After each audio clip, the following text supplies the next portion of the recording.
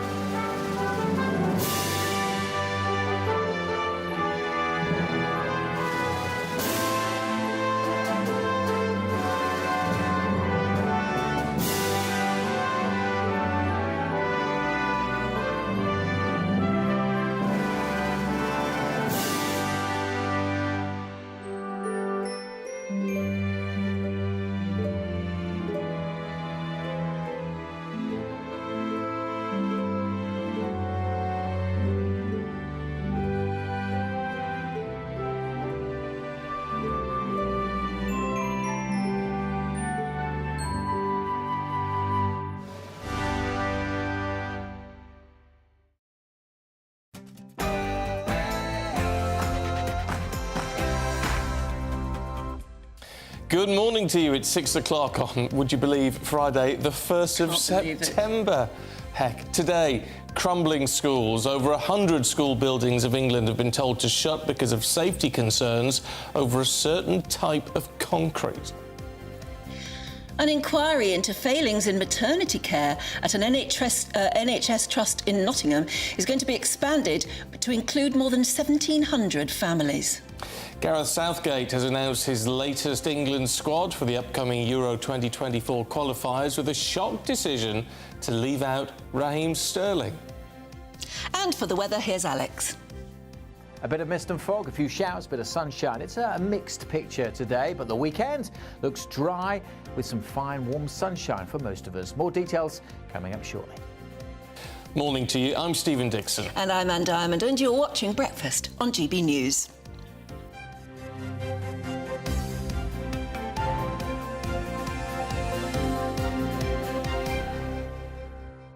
So the dog has arrived. Yes. The dog, Rex. Yeah. He's been telling me that it's even weird to talk about your dog. Having a dog. There he is, look. Isn't he beautiful? He's a gorgeous ridgeback, and he's got his lovely ridge on there. So and he's got a lovely face. And he's really settled in very nicely, but crucially, is there... Oh, lose the strap on that one.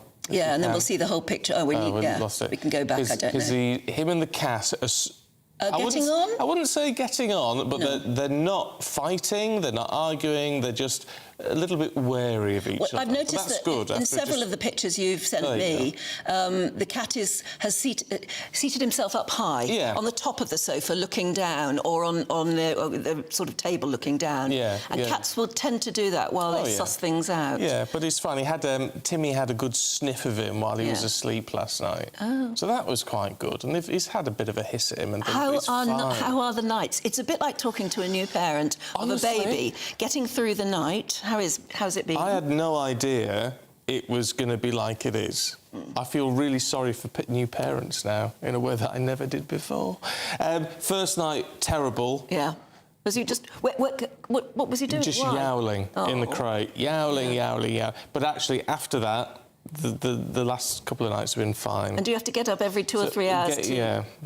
So he wakes us up when he wants to go out, but it is a fair bit in the night.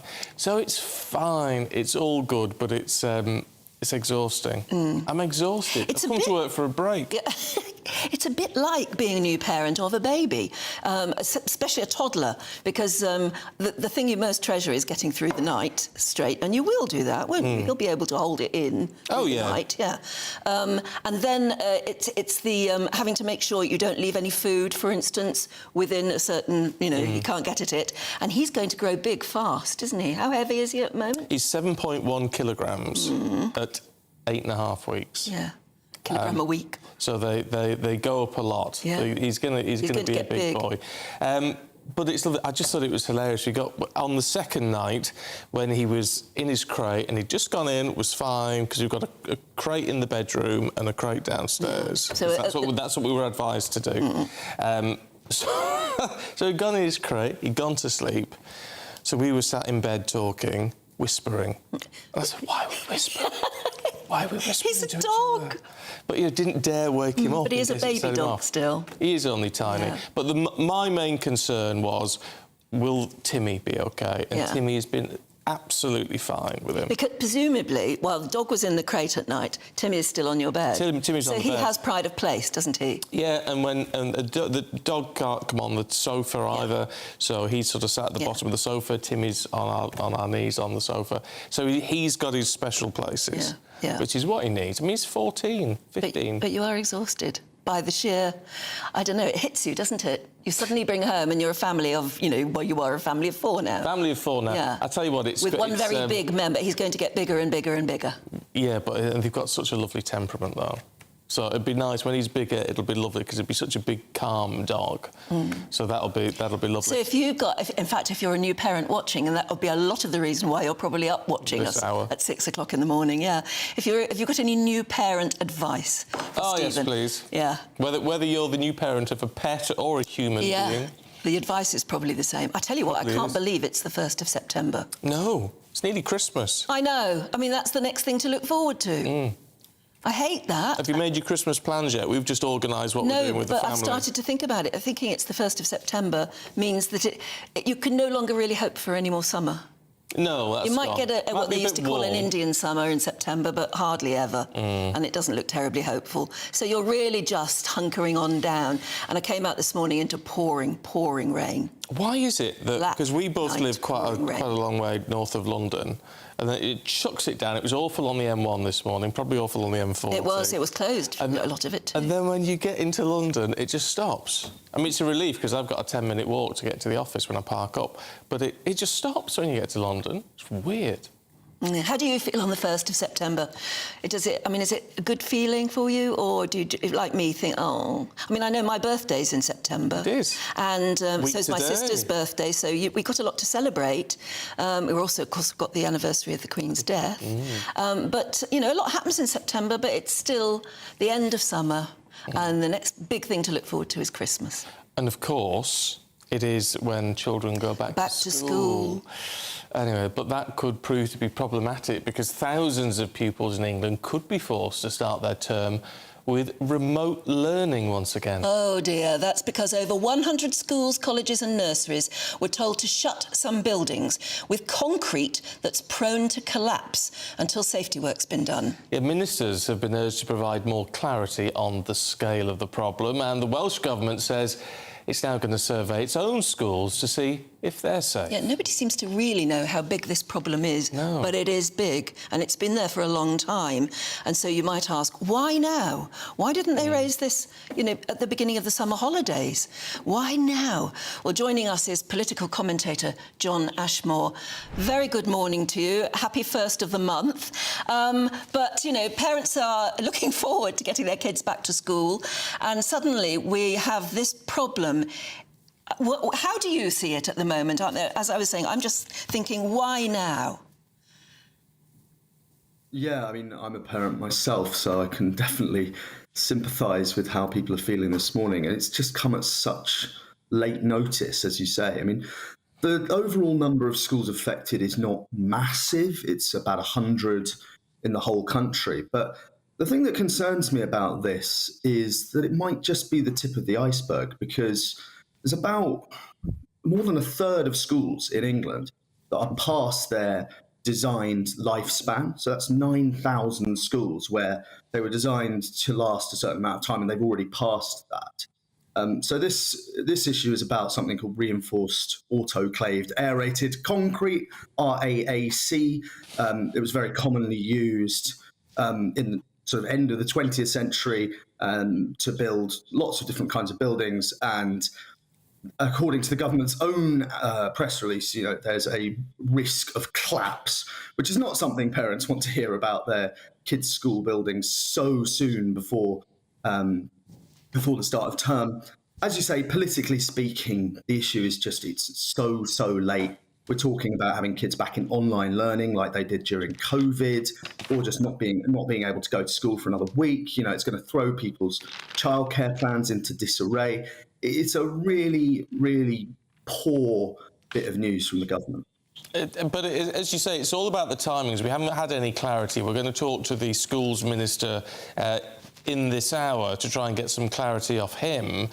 But it's this whole idea that this is a problem which has literally only just been identified. That would seem to be the issue. And we're hearing from Wales, of course there is a Labour government in Wales, where they say they're going to start looking at the problem now.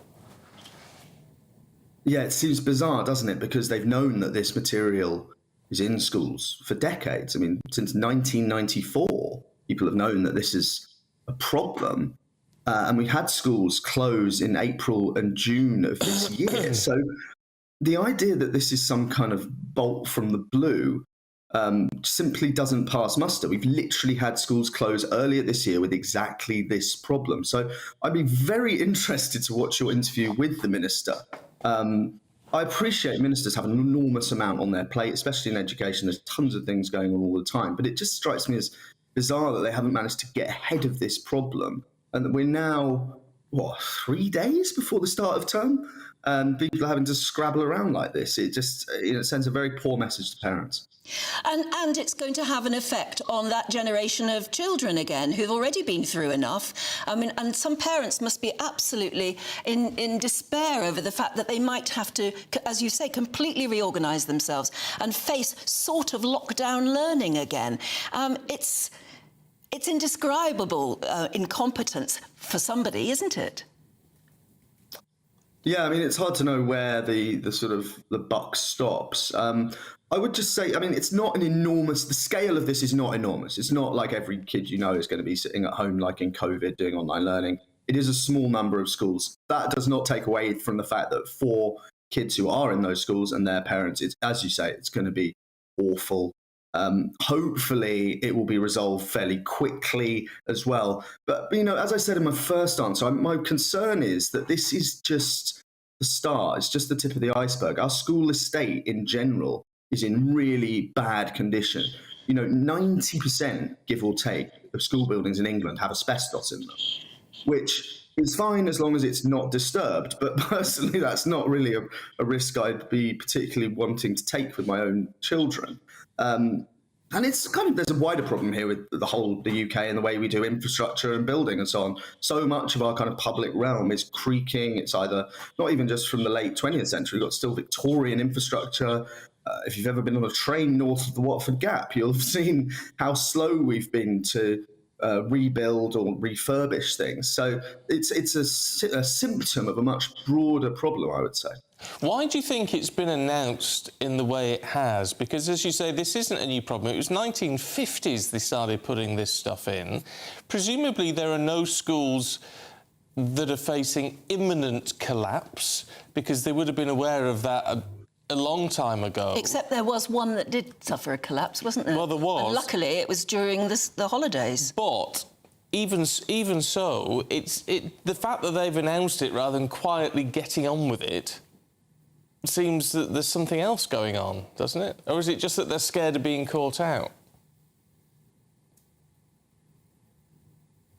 Yeah, I mean, it's difficult to say without going through the kind of decision chain at the Department for Education. As you say, the National Audit Office, it sounds strange because it sounds like a financial sort of reporting body, but they did a report on this before and highlighted that there was a risk that a certain number of buildings were likely to collapse, as you say. I mean, you'd expect it is mainly a precautionary measure and they're kind of trying to get ahead of it. I suspect it's just one of those things that has somehow managed to fall down the kind of priority list. Frankly, the government has so many things that are in kind of crisis and disarray at the moment that it's quite easy to see how things could slip through the cracks. I wouldn't be surprised if there were other kind of long-term problems being shunted to one side and having the can kicked down the road like this because, the government's still trying to sort out small boats and inflation and the NHS waiting list, which continues to rise, by the way, and all these other things. So I think it's one of the sort of offshoots of a government that's just generally in kind of disarray. Oh, dear. John, Appreciate your time this morning. Thank you. And as we say, we're going to talk to the Schools Minister, Nick Gibb, a little bit later on this hour. Try and get some answers from him. Very interesting to know. Actually, if you've got questions that you would like us to put to him, then get going on GB Views at gbnews.com, because we can't understand why this type of concrete was building schools in the 50s, 60s and even 70s. But by the 80s, they knew that it only had a very limited lifespan. So you can't even say it's only this government's fault. It hasn't just happened within this particular government's watch. Although you do think, well, if there's been reports in front of them, if they had to deal with this, why 3 days before the start of term? Why not 6 weeks ago? It's very, very odd timing. To be fair to them, they say the remedial work will only take a couple of weeks. So it's not like the kids are going to be out of school for Christmas. But still, they must have. If this report is so dramatic that they've got to get going on it now, it must have been in front of the Education Secretary, 6 weeks ago. You'd think. Well, you'd say, we'll do it during the summer holidays, wouldn't you? Well, that would be the sensible option. But anyway, and does it mean there's more schools going to be affected by this? I mean, I don't know. There are so many very basic questions, which is what makes it unusual. It's not nuanced, is it? Just what on earth is going on? Anyway, we'll talk to Nick Gibb a little bit later on this hour. And so to another headache for the government. Rail passengers are going to face fresh travel chaos today with another strike by train drivers in the long-running dispute over pay, which will cripple services across the country. It's a 24-hour walkout by members of the ASLEF union. It's going to severely affect timetables, we think. There'll be no trains at all today in a large part of England. Those services that do run will, as per usual, be finishing much earlier than usual. Yeah, the dispute between the unions and the government started over a year ago and remains deadlocked, with no talks planned and no sign of a breakthrough. Let's talk to a travel guru, Simon Calder, who joins us from Euston Station this morning, where I imagine there's not a lot going on. Quiet. Simon. I mean, this is the problem. Absolutely deadlocked at the moment. There doesn't seem to be any room for manoeuvre. Oh, and he's frozen. He's gone on strike. Yes, I think he has, yes. Oh, dear. I mean, who would be a Prime Minister at the moment? And yet people want to be. People do want to be. And I'll tell you what else, and if we can get Simon's link up and running, there's also a problem. If trains aren't bad enough and you're wanting to go abroad, there's an issue with P&O today. Is there today? There's an issue with P&O today because their automatic system, ferries, their automatic system's gone down, so they're having to check everyone by hand, which is slowing things down a lot. It's unbelievable what's happening at the moment. As our commentator earlier was saying, it's just a build-up of problems, isn't it? And one wonders if they would happen anyway under any government, or whether there is incompetence somewhere along the line, because there's just too many bad things happening at the moment. Do you know what? I tend to be of the opinion they'd happen under any government. I just think this is now a tired government after 13 years, and everything. So every issue gets piled upon. If it was a new government, you'd say, well, it's just another problem that we're going to tackle and deal with, and they're a bit more decisive and a bit more robust about it because they've got a bit more oomph if they're new in the job. The other thing that I worry about is whether we over-report it as a media. Generally, the media, because this problem with schools is going to be chaotic, and I cannot understand why it's just happening at the beginning of term time, and it is going to cause problems for quite a lot of schools. But you get headlines like in the Daily Telegraph there, lockdown returns as schools shut over fears of collapse. Is that over-reporting the situation or not? The word lockdown is there to terrify us all, isn't it? Yeah. Yeah, it is. Is it really lockdown? Because it's not a lockdown, but it's a lockdown situation for those pupils who are affected. Remote learning, when you dig deep into it, and of course we'll be asking the Minister about this a bit later, when you dig deep, is it really a fact that we are going to return to remote learning for some of our youngsters? For a couple, and that again is headline material, isn't it? We will for a few weeks. For some of them. I mean, it could be, 100,000 pupils or something like that? I mean, it's a substantial number, but it is a worry. And it's just that whole issue, why now? Why now? Why have they suddenly decided, actually, we've got to... Unless they were quietly going to get on with it and some papers got hold of it and said if you were going to... You don't quietly get on with it at the beginning of the school term. Well, yes. Yeah. On the other hand, I think in some schools it's just a question that they're going to shut some parts. Not the whole school has got this concrete problem. So they may shut some parts and then shove kids up into other rooms, or maybe even water cabin learning or something. I don't know. Far from ideal. It's far from ideal at the beginning. We're going to be talking about that a lot more this morning. I've just got because you held that up, I couldn't help but notice that that's Mick Jagger's daughter on the front of the Telegraph. Yeah, she's got moves like Jagger. I can't remember what she's called now. Georgia May. Georgia May Jagger looking very glamorous at the Venice Film Festival yesterday. And you know why I recognised her? Because she was hanging about with Stephanie Tecci last night. Really? That was at the premiere of some film that name I can't remember now. Oh, Ferrari. Oh, that's interesting. And not only was our Stephanie there, she was pictured on the red carpet with Ms. Jagger. Brilliant. So, but we'll be joining Stephanie a bit later on in the programme. Yeah, we will. Yeah. And everywhere. The other big news is that they may have found the Loch Ness Monster. No. It makes a good front page picture in the Mail, that picture there. It looks to me like 2 bin bags floating in the water. Yeah, I'm a big believer in Nessie. I know. However... That's not terribly convincing, I'm not convinced by that picture, which weirdly, there was a huge search last weekend. Yeah, they started another search. They started another massive search, but that picture, which has now emerged, was taken in 2018. Yeah, so I think it's just somebody who's come forward and said, I've already photographed Nessie. But actually, it looks like to me either 2 rocks in the water or a couple of bin bags. But anyway, we'll see. It's all very odd. I tell you what, we've got Simon Calder up and running. Let's just get a quick hit from Simon over what on earth is going on today. Morning, Simon. I mean, absolute deadlock still, it would seem. Absolutely, yes. You're more likely to see the Loch Ness Monster on the West Coast Main Line today than you are to see actually an intercity train running. No Avanti West Coast trains running at all today. We're not going to see many trains running tomorrow. And I'm afraid we are back where we were, in a world where the 2 sides, the main rail unions, train drivers belonging to ASLEF who are striking today, and the RMT, who are the bigger rail union, they're striking tomorrow. Things are looking just as bleak as they have been doing since last summer. 2 sides further apart than ever.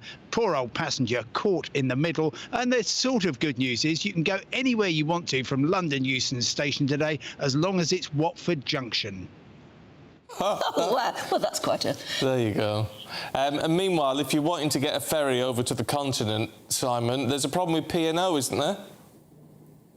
Yeah, we're seeing big problems at on the Dover-Calais route. In particular, we've got IT problems coming back into the UK. Obviously, it's one of the busiest. It is the busiest ferry route, Calais to Dover. There's an awful lot of people who want to get back in time for their to restart school if their school is open, to get back to work and so on. It is going to be an incredibly busy weekend, and besides the usual border queues that you get at Calais, we do have this very serious problem. Not much slack in the system, and of course there's still people, Stephen, who couldn't get back from the air traffic control meltdown on Monday. So you might be getting the sense out there that not a great deal is going particularly well in the world of travel at the moment. Trains, boats, planes, all in disarray. It's a great picture to paint. Thank you so much for joining us, Simon. Stay in the dry. It's very wet everywhere too. It is. Which brings up the weather. Shall we find out what's going on? That warm feeling inside. From Boxed Boilers. Proud sponsors of weather on GB News. Morning, I'm Alex Deakin. This is your latest weather update from the Met Office for GB News. Bit misty and murky out there. Some places will stay fairly drab all day. A few will see a bit of sunshine. and some places will see some showers. It's a bit of a mishmash, as you might imagine. This zone across central areas, so from the Midlands, northern England into southern Scotland, staying drab, some rain and drizzle at times, particularly to the east of the Pennines. Further south, brighter spells, better sunshine coming through, but equally a sprinkling of showers over the Midlands, Wales and southern England this afternoon. Much of northern Scotland, again, set fair, dry and fine. Bit of a chilly start this morning, but by this afternoon we'll be up to 20 Celsius, 22 or 23 across the south. Feels a lot cooler in this cloudier zone over northern England and Northern Ireland, and still some rain and drizzle here this evening. Any showers scattered about further south this evening will fade away, so many will have a dry night with clear spells, turning a bit chilly once more across northern Scotland, well down into single figures here. Some towns and cities in the south staying in the teens. On to Saturday, and for many it's a fine day. Could again start with some mist and fog tomorrow morning, but that should clear away. There'll be some cloud bubbling up and one or two scattered showers, but the vast majority will have a fine day tomorrow with some lengthy spells of sunshine. The sunshine likely to turn fairly hazy in the far north, with maybe some rain pushing in here later, but mostly dry and bright with sunny spells, feeling a bit warmer, and for most of us it's going to be a fine day on Sunday too. That warm feeling inside. From Boxed Boilers, proud sponsors of weather on GB News. Hi, can I give a shout out? Yes. Mel and John in Wigan, hi, say, I'm happy it's the 1st of September because my daughter Olivia gets married today. Can we please get a shout out? Olivia, have a wonderful, wonderful day. And the 1st of September will always be very special for you. Oh, it certainly will. Mind you, the start of the school term may not be very special for you. Homeschooling may be here to stay for a while. For some of us, would you look forward to it? Or would you absolutely dread it? More after this. What you get for breakfast is something that, if we do our jobs right, you will wake up to news that you didn't know the night before. It's a conversation. It's not just me and Eamon. We want to get to know you, and we want you to get to know us. From 6, it's Breakfast with Eamon and Isabel. Monday to Thursdays on GB News. Britain's news channel. When the news happens, it happens here. And really important breaking news. Breaking news this morning. On TV, radio and online, the news starts here on Britain's Newsroom. All the biggest stories and the answers that you need from across the UK and beyond. Join Britain's Newsroom from 9:30 on GB News. The People's Channel, Britain's news channel.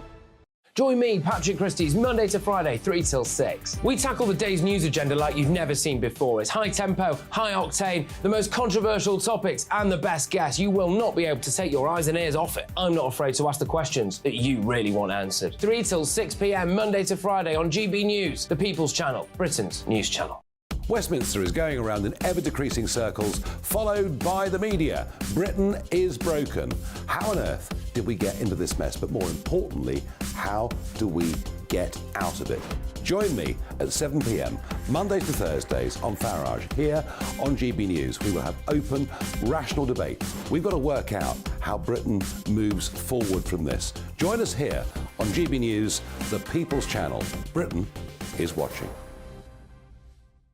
People in Britain, they love free speech, but they also love fair play. I don't care if I'm speaking somebody from a trade union, from the Labour Party, somebody from the SNP. And I think the viewers like to see that actually we can challenge one another, but in a positive way. We think we ask the questions that people want to ask, and often we ask the questions that we wanted to ask in Parliament but never got the chance to ask. So join us every Saturday, 10 a.m. till noon on GB News, Britain's news channel.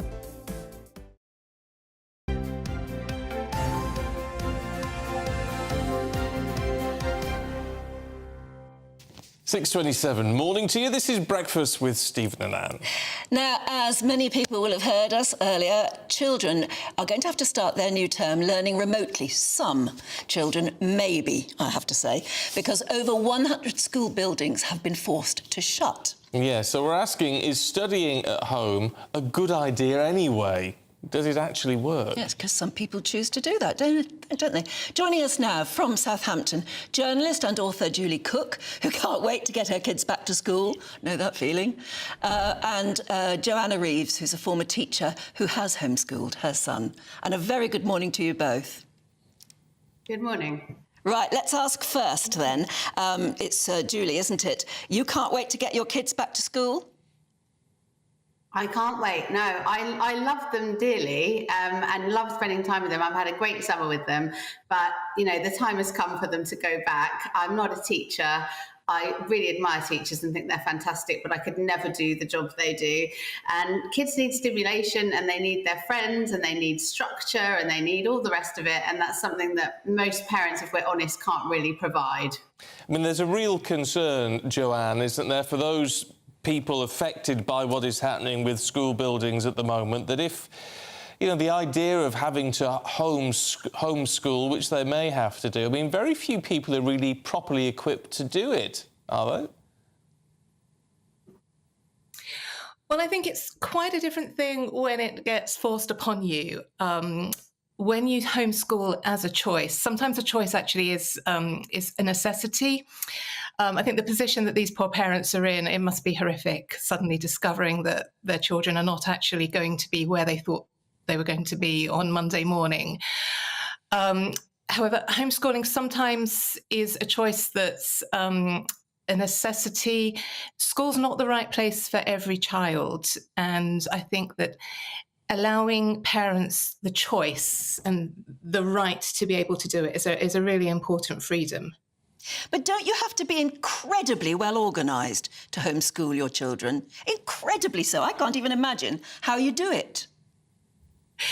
Yes, you do. Having done it myself, the position that we were in was we have a child who at the time was at a school for children with dyspraxia and dyslexia. We needed to get him back into mainstream education. That would have been that was the right thing for him to do. In order to bridge that, I realised that the time had come for me to actually intervene. We homeschooled him for 1 year in order to bridge that gap, and we did it very successfully. You do have to be organised and determined, but I think any parent who's in the situation where their child's well-being is at stake and the path that their child's life is going to take is going to dig deep and find that organisation within them. The majority of children, absolutely, school's the right place for them to be. But when you have a child who actually needs something else, where they're not in the right situation, you have to be able to take them out if you feel that's the right thing to do. And of course, it can be done extremely successfully. You don't have to be a teacher to do it. OK, so it's an option. Julie, I mean, in terms of having the right to do that should you choose, well, that's one thing, isn't it? If you were in a position where your child was affected by one of these school building issues, how would you go about planning for the next couple of weeks? Stephen, I've got no idea. I feel so sorry for anyone who's going to go through this now. You know, as Anne said, particularly after the last couple of years, it's just an absolute nightmare. It's bad enough when we had lockdown and we were sort of given structure and help from the teachers of how to sort of home educate our children. But, you know, off the cuff like this last minute, it's just... If we're really honest, no one's going to be ready for this. They've got work to sort out. They won't have had a structure. They won't know what they're meant to be learning this term because it's a new term, a new year. So I have no idea how anyone would do it. It was bad enough when we had assistance, really. Do you think it's going to be a case then for a lot of these kids? I mean, they're saying a couple of weeks for this improvement work. Let's hope it's that brief. But do you think it's just going to be a couple of weeks of extra holiday, in effect? I think it'll have to be. I think, what can you do? If you haven't been told what your child's going to be learning, you know, at the start of the new term and the new year, that's when everyone starts their new topics. They might be going into year 10 where they're going to be learning a lot more GCSE level stuff. If you don't know what those kids are going to be learning, how are you going to sit and help them for 2 weeks? And you won't have had, as you say, the sort of infrastructure ready in your home. You might have to call your work and say, oh, sorry, I can't be there. It's just, I think, as you say, there's going to be nice weather and kids are just going to be playing outside. And rightly so. Why should they have to have all this stress all over again? Yes, it is stressful. Actually, I was going to ask you, Joanna, homeschooling, it's full on. I imagine that is 24 hours a day. So you never get any me time. And doesn't everybody need a bit of me time away from the kids? Even though you love them, you need me time, don't you? Yes, very, very much so. And in fact, in order to get through it, I mean, that's part of being organised. You have to make sure that you have that and just know what your own needs are. I was very lucky. Both of my parents were able to help me out and take on particular. I mean, my mother was very good at teaching my son maths, for instance, and my father is very sporty, and he would go and do sporty things. We've got a great network around us of friends. In any case, we're a very sociable family. So there were always ways to make sure that I stayed sane, which was really the key to the whole thing. What was the subject? What was the school subject you most dreaded having to teach? Both of you. Let's go for Joanna first. Oh, my goodness. Well, he was year 7 at the time, and the subject I most dreaded and, in fact, didn't teach, and I handed this to my husband, sex education. Sexual big one. reproduction in humans. There was no way I was tackling that. But luckily, I have a very brave and reliable husband who took that on, and I can clearly remember walking into the house one day and hearing my husband in his inimitable way shouting, "Where are the fallopian tubes?" So somehow they got through it. And you just have to find the fun and the humour within it all. For me, I think it would be maths, even at 7 years old type maths. Julie, what about you? What's the subject you most dreaded having to teach? Maths and science every time, because I was awful at that at school. You know, I was a sort of English history person. I couldn't stand maths and science at school, and I definitely don't understand it now. The way they do it's changed, the way they do maths has changed. I was just hopeless. My son was teaching me in lockdown. That's probably very good. Well, there you go. Very good. Look, good to see you both this morning. Julia, Joanna, thank you very much indeed. Thank you. Thank you. Yeah, maths is a different language nowadays. It's taught completely differently. You see, it wouldn't frighten me, the idea of doing maths and science. No, science wouldn't frighten me. But it's how I learnt it, and so as you say, it's probably different now. It's probably entirely different now. They don't do their times tables and things like that anymore. Anyway, do let us know. Have you ever considered homeschooling? And if it was suddenly landed on you now because of this particular crisis over crumbling concrete schools, how are you going to cope? Do get in touch, won't you? Just reminds me of my biology teacher at secondary school was a wonderful, wonderful man called Lindsay Fairweather. Oh, what a lovely name. Yeah, great. And he was fantastic. But I remember doing all that sort of stuff. Yeah. And we were talking about the urethra.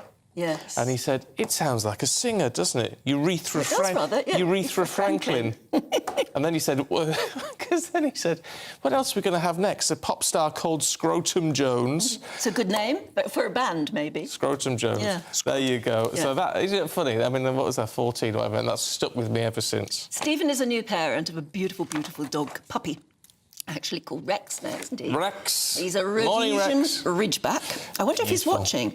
Linda says, my dog used to howl at night until we put a blanket over the crate, and that solved it for us. Peaceful nights ever since. I did wonder about that, actually. But he's, honestly, apart from the first night, he's been fine. He's been absolutely fine. Sava says she's a new mum to baby Elsie, who's just 5 weeks. Look, there's the dog. Sorry, there's the dog. Oh, there's Rex. Oh, look at his little face. He's such a gorgeous boy. But it got us talking about what it's like to be even a human new parent.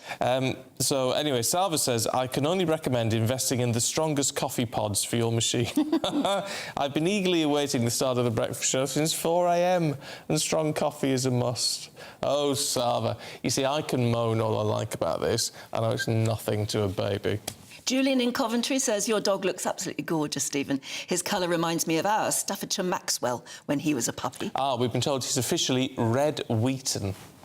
What do you mean officially? That's the colour. That's the colour, Red Wheaton. And Sienna says, I had a Ridgeback cross Doberman, big dog, and whilst you will be tempted, please don't pander to him. Set your boundaries now, and then you'll bear the fruits of well-behaved mutual adoration in a few months. Oh, yeah, don't you worry. We are being very firm in a lovely way, but because he's going to be a very big dog, you've got to get it right. No jumping up, no.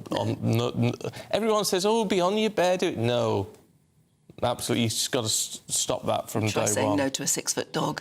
Because, well, this is it. You've got to do it now. Yeah, you've got to do it now. You've got to do it now. But it's awful. It's things like when you do the crate training, when you leave him for 10 minutes and come back in and you've got to just ignore him.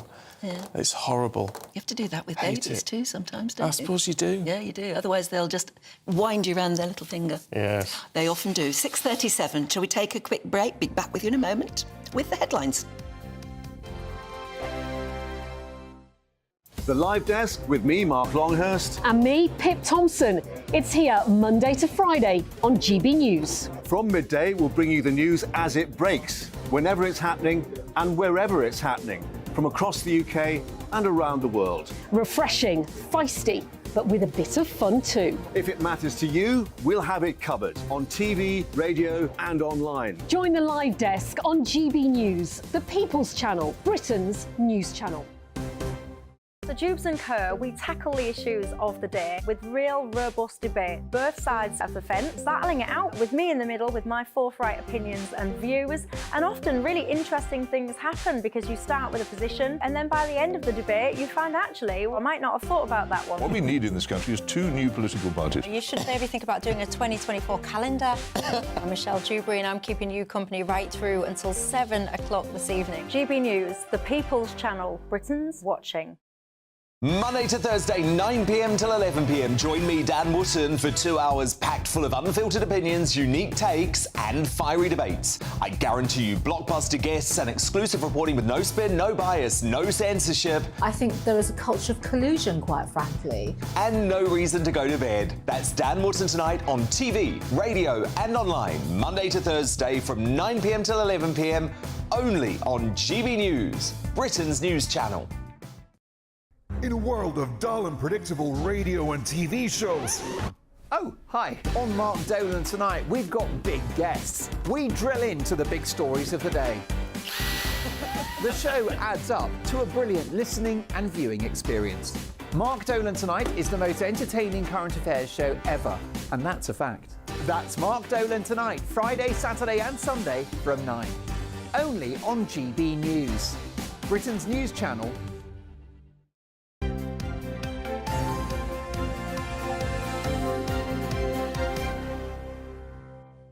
20 to 7, let's have a look through the papers this morning with our senior political commentator Nigel Nelson and journalist and author Susan Holder. Good to see you both this morning. Nigel, let's have a look at the Times, should we, and this schools building issue. Yeah, and I think that you and Anne have been asking all the questions that parents this morning will be asking too.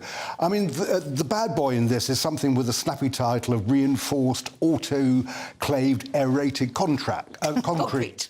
Which means simply a bubbly, lightweight concrete. And it should have been, it has a lifespan of about 30 years. They bunged this stuff in the 1950s, the 1990s. It shouldn't be there anymore, basically. And now we're looking at a situation where 156 schools have to be closed or partially closed. And you kind of think, haven't kids suffered enough with lockdown and all the other things, all the education they've missed? And the other question, again, that you've been asking is this has been known about for at least 18 years. There's been more recent reports about it, that it was a problem. Why is something not being done, and why are we doing it on the week before kids go back to school? So there's a lot of... There's a lot of questions, isn't there, really? Yeah. I mean, also, the school, they're saying, oh, we'll kind of fund this, that, and we'll fund the other. But if you need a porter cabin, which is how I think that most schools will get around this, the schools have to fund that themselves. So it's just another cost for the school as well, which is rather ridiculous. I mean, having said all that, I do remember all of my school days. In every school I was ever at, including my sixth form college, I was always in a porter cabin. I can't remember why that was. I don't think the schools were falling down. Porter cabins are probably the way to go with this, but it's just the last minute of it. There's always a way around these things. I don't think any children should be being sent home or not taught properly. Find other accommodate, but to do it so last minute, it gives them such a problem to kind of fix the situation quickly and effectively. Yeah, and that's of course what we'll be asking the Minister of Education in a moment. But it just seems unbelievable because I can't figure out how they can't have known about this a good 6 weeks ago at least. A school roof collapsed in 2018. So that was 2018, and there wasn't anyone kind of jumped to action in 2018 when a school roof collapsed on a Saturday. No one was there. But that would would be the time you'd think, oh, OK, we've got to do... I mean, on the one hand, I do think, though, they are doing something. They have made a decision. They have given some instruction. It's just, it's the last minute of it, isn't it, that's the real And problem. it's the fact that it's affecting children again, who many of whom will have probably already been affected by the restrictions. They lost so much education during the lockdown period. Now we're talking about kids. Some of these kids will be having to work from home again. So in a sense, you're right back to where we were during COVID. And some it people seems that we're just treating them so badly. And some children and parents won't need much of an excuse to say, well, they're not going in. I do think you're also opening all that kind of... And we've seen that the problems that can come from that when children are not in schools and are not being kind of in that environment. And you don't want to give children who should be in school and who might kind of slip through the net again, those kind of reasons to do so. And if I was one of these parents, I would want to know how safe the schools are. I'd want actually somebody to write off, like a building inspector, and say the rest of the school is safe. Please don't worry. That'll take time to get them around the however many schools there are in the country. Look, we're going to leave you two just for the time being because the Minister of State at the Department for Education, Nick Gibb, joins us now. Good morning to you. Look, the first question has got to be, why has this decision been taken now? The decision's been taken now because over the summer, evidence has emerged about buildings in this country and in other countries, not just schools, where RAAC that was considered to be non-critical actually turned out to fail. So we took a very swift decision over the summer. We liaised with experts and we took a cautious approach to make sure, because safety of children and staff in our schools is of the utmost importance. So we took the decision that the previous policy, which was to take buildings out of use if the RAAC was considered to be in a critical state, we changed that policy yesterday so that any RAAC identified in schools, now those buildings will be taken out of use. And we are supporting the 156 schools where this is a situation to find alternative accommodation for students. In most cases in those schools, it will be a small part of the school that's affected by RAAC. So this should be possible to move children around the school. If not, then we will find alternative accommodation. We have been very proactive in identifying where RAAC is in the school estate. It's in 156 schools out of 22,500 schools in the country. We have been surveying since 2022 through questionnaires to schools up and down the country, and where they have said, and the vast majority of those surveys, by the way, have said there's no RAAC in the schools. Where those surveys said there might be a risk of RAAC, we've sent in surveyors to look at those schools, and indeed, and then we found that the majority of those schools did not have RAAC. Where they did identify RAAC, we then worked with the schools where the RAAC was in a critical condition to take those buildings out of use. Because of the emerging evidence over the summer, we've now taken the view, a cautious view, that even where RAAC is not identified as being in a critical condition, we will still take those buildings out of use. I know parents and children will be frustrated by this, but our paramount concern is the safety of children and staff in those schools. I think a lot of people will be very surprised to hear you say that this evidence for this sudden decision has been happening over the summer, because all of the reports, if you read any of the reports in the newspapers, structural engineers have said they have been warning governments, not just the Conservative government, but previous governments, about the dangers of RAAC, since the 1980s. How can there be emerging evidence just over this summer? Because what happened in the mid-1990s and across successive governments, there was concern about RAAC, and that's why they stopped using it. So successive governments have had this issue. But what we have done since we came into office is taken a very proactive view, monitoring the evidence, seeking out more evidence. And evidence has emerged. The knowledge about RAAC has changed over that period. So we, in 2018, we issued a warning notice to schools together with the Local Government Association about how to identify and manage RAAC. But over that period, we've done more. We've issued questionnaires to all the schools in our system to ask them to see whether they have RAAC in the school. And then we've sent in surveyors where we know there's rack to look at the condition of that rack to see whether it's in a critical condition. At all stages, we have taken advice from the experts, from the Institution of Structural Engineers and others about how to manage the rack. What happened over the summer was that the previous position, which was that if the rack was not in a critical condition, it is safe to allow that building to continue to be used. But over the summer, it became clear in a number of isolated incidents in England and outside England, in schools and non-schools, and indeed as late as last week, that there are instances where rack failed even when it was regarded as non-critical. And we took the decision, a very difficult decision given the consequences, that we could not take the risk of having any rack failing in schools that we had previously thought, on the basis of previous advice, that it was safe to allow that building to continue in use. So we took the difficult decision that in those 156 schools where we have identified rack, that we would no longer allow the buildings to be used where any rack has been identified. And we are supporting those schools now in finding alternative accommodation and trying to mitigate the consequences of rack in those schools. It's the most responsible decision to take because we are concerned above all else about the safety of children in those schools and the safety of staff.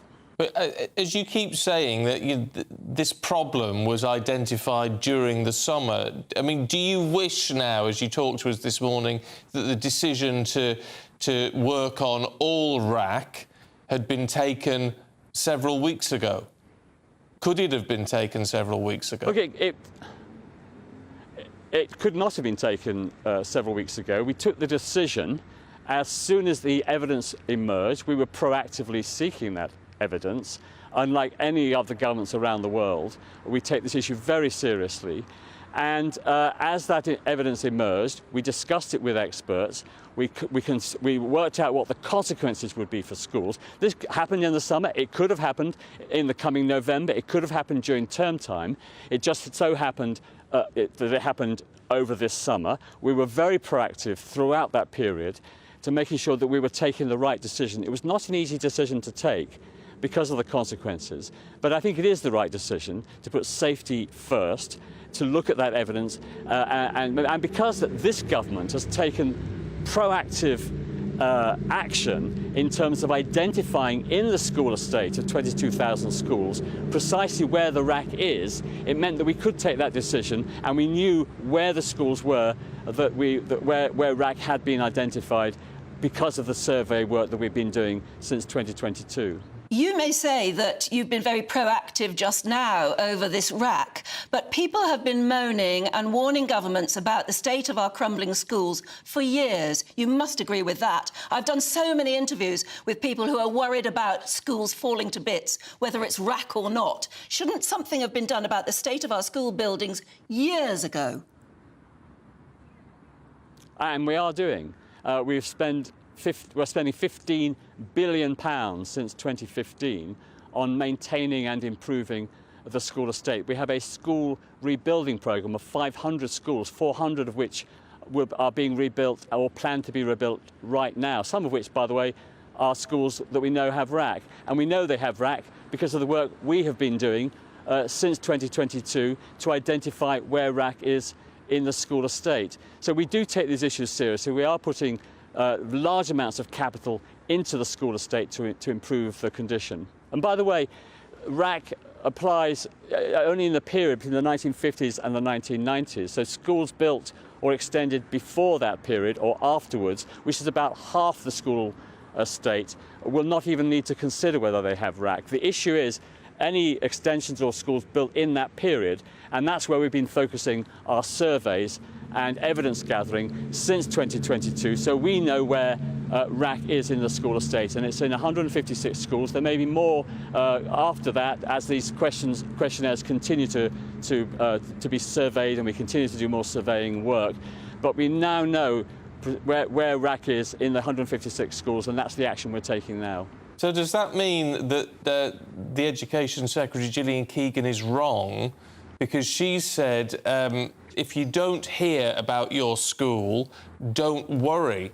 Well, that's not right then, is it? If you're saying you're still waiting for some surveys to come back, actually, perhaps parents should be worrying. No, they shouldn't worry. The parents will be informed by the school. We're speaking to schools yesterday, some more today, and then schools are telling parents what action that they are taking.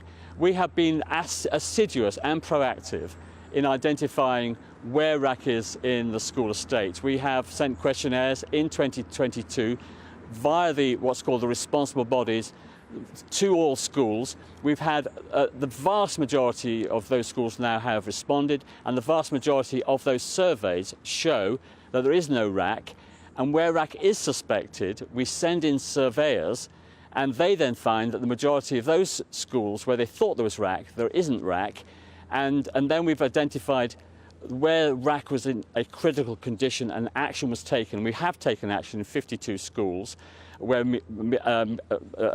remediation was put into those schools, and in a small number of schools they were closed and alternative accommodation found. What has changed is that where we thought RAC that was not in a critical condition was safe, we now are taking a cautious approach, and it is a very cautious approach based on a number of cases that emerged over the summer. We are now saying that we think those buildings or rooms should be taken out of use. That's a very cautious approach, so parents can be confident that if they've not been contacted by their school, it is safe to send children back into school. Nevertheless, by not being speedier even over the summer, you've landed a whole bunch of parents and teachers right in it, haven't you? Just a few days before the beginning of term, they may have to completely remodel the way they're going to have to teach kids for maybe several weeks. I mean, it's just another stress for parents after all they've been through. I absolutely understand the frustration of parents at probably the 104 schools out of the 156 schools. Absolutely do understand that. We took this decision as swiftly as we could. We had to look at the evidence, we had to discuss that evidence with experts, we had to make sure we had plans in place for what schools would be doing when they were told that they probably needed to address this, what was previously regarded as low-risk RAC in their schools. But it's the right decision, it's the most cautious decision, and I think if you were in my position, or you were in the position of the Secretary of State, you would have taken this decision as well. It could have happened next November when the evidence emerged, and it could have happened during term time. It just so happened it's in the summer, and we have taken the decision as swiftly as we can, but we did want to make sure the decision was right. We're down to our last few seconds, so just very briefly, do we have any idea how long this remedial work's going to take? Well, we're talking to schools right now and yesterday about that. We've got a caseworker attached to each school involved, and they have access to advice from property experts finding alternative accommodation, to propping experts. So it may be possible in some instances to prop up the ceiling as a precautionary measure, and to surveyors as well. So that's happening right now, and we'll have a better... well, what we've seen in the 52 schools where we have already taken action over the last year is that children are back in face-to-face education within a few days. So I don't anticipate that children will be out of face-to-face education for very long, if at all. Right. And only in a very few cases will it involve closing the whole school. Minister, good to talk to you. Thanks very much indeed. We're almost out of time. Let's have a quick look at the weather for you.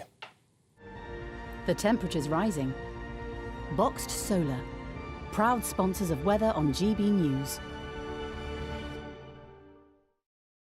Morning, I'm Alex Deakin. This is your latest weather update from the Met Office for GB News. Bit misty and murky out there. Some places will stay fairly drab all day. A few will see a bit of sunshine, and some places will see some showers. It's a bit of a mishmash, as you might imagine. This zone across central areas, so from the Midlands, northern England into southern Scotland, staying drab, some rain and drizzle at times, particularly to the east of the Pennines. Further south, brighter spells, bit of sunshine coming through, but equally a sprinkling of showers over the Midlands, Wales and southern England this afternoon. Much of northern Scotland, again, set fair, dry and fine. Bit of a chilly start this morning, but by this afternoon we'll be up to 20 Celsius, 22 or 23 across the south. Feels a lot cooler in this this cloudier zone over northern England and Northern Ireland, and still some rain and drizzle here this evening. Any showers scattered about further south this evening will fade away, so many will have a dry night with clear spells, turning a bit chilly once more across northern Scotland, well down into single figures here. Some towns and cities in the south staying in the teens. On to Saturday, and for many, it's a fine day. Could again start with some mist and fog tomorrow morning, but that should clear away. There'll be some cloud bubbling up and 1 or 2 scattered showers, but the vast majority will have a fine day tomorrow with some lengthy spells of sunshine. The sunshine likely to turn fairly hazy in the far north, with maybe some rain pushing in here later, but mostly dry and bright with sunny spells, feeling a bit warmer, and for most of us, it's going to be a fine day on Sunday too.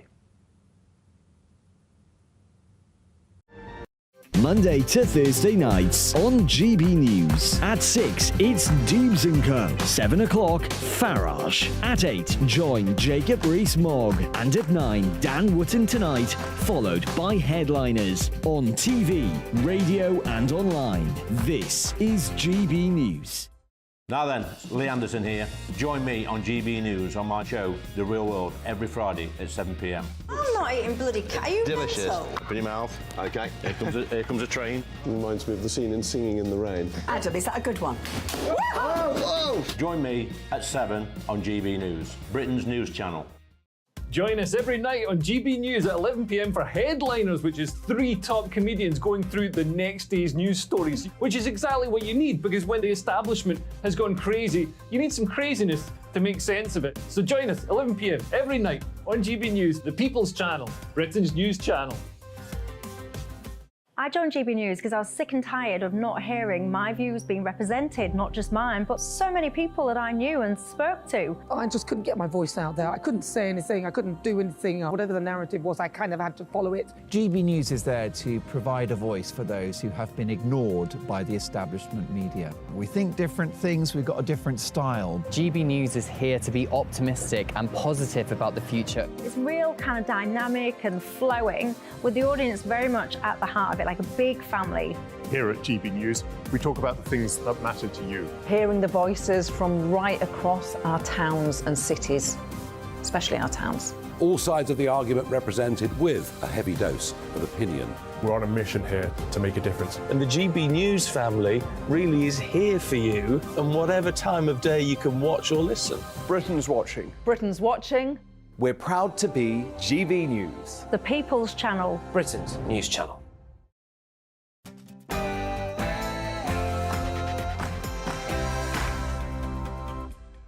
Good morning to you. It's 7 o'clock on Friday, the 1st of September. Today, crumbling schools. More than 100 school buildings in England have been told to shut because of safety concerns over a certain type of concrete. An inquiry into failings in maternity care at an NHS trust in Nottingham is going to be expanded to include more than 1,700 families. Gareth Southgate has announced his latest England squad for the upcoming Euro 2024 qualifiers with a shock decision to leave out Raheem Sterling. Let's find out about the weather. Here's Alex. A bit of mist and fog, a few showers, a bit of sunshine. It's a mixed picture today, but the weekend looks dry with some fine, warm sunshine for most of us. More details coming up shortly.